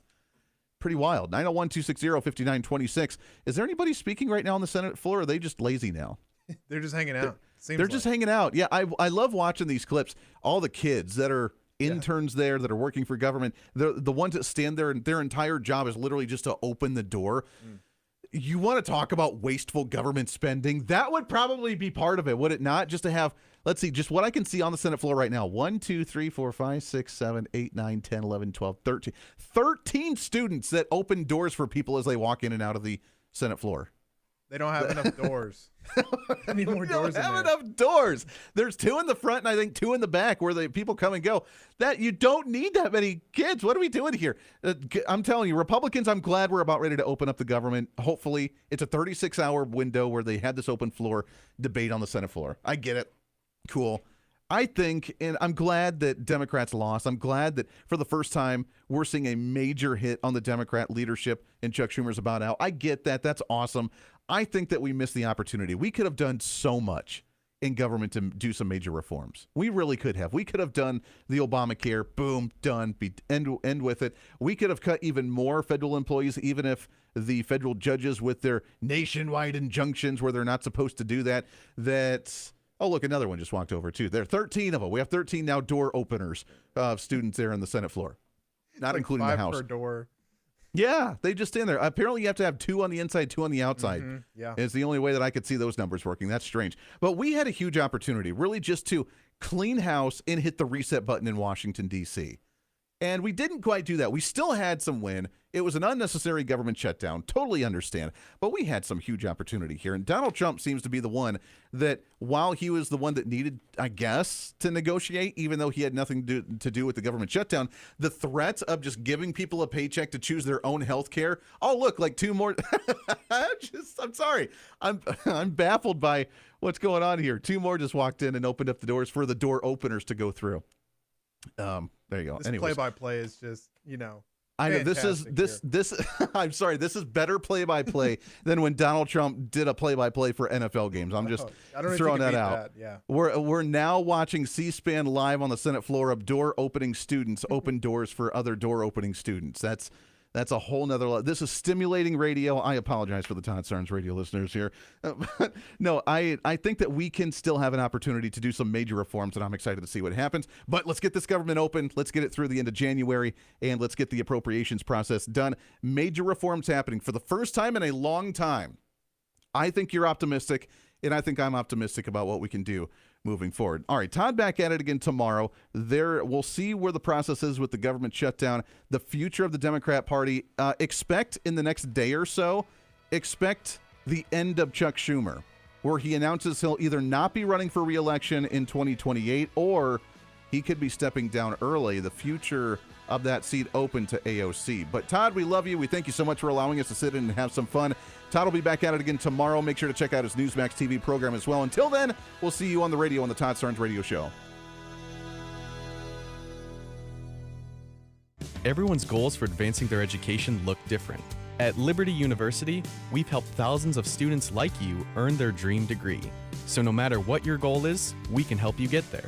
With over 450 degrees from the associate to the doctoral level to choose from, most of which are 100% online, you'll find what you need to succeed. To discover which degree might be the best fit for you, text degree to 49595. That's degree to 49595. In a world where our values are under fire, it's time to stand strong. That's why you should know about Old Glory Bank. Old Glory Bank is a bank that stands for faith, family, and freedom. A bank that won't cave to cancel culture. Your money, your values.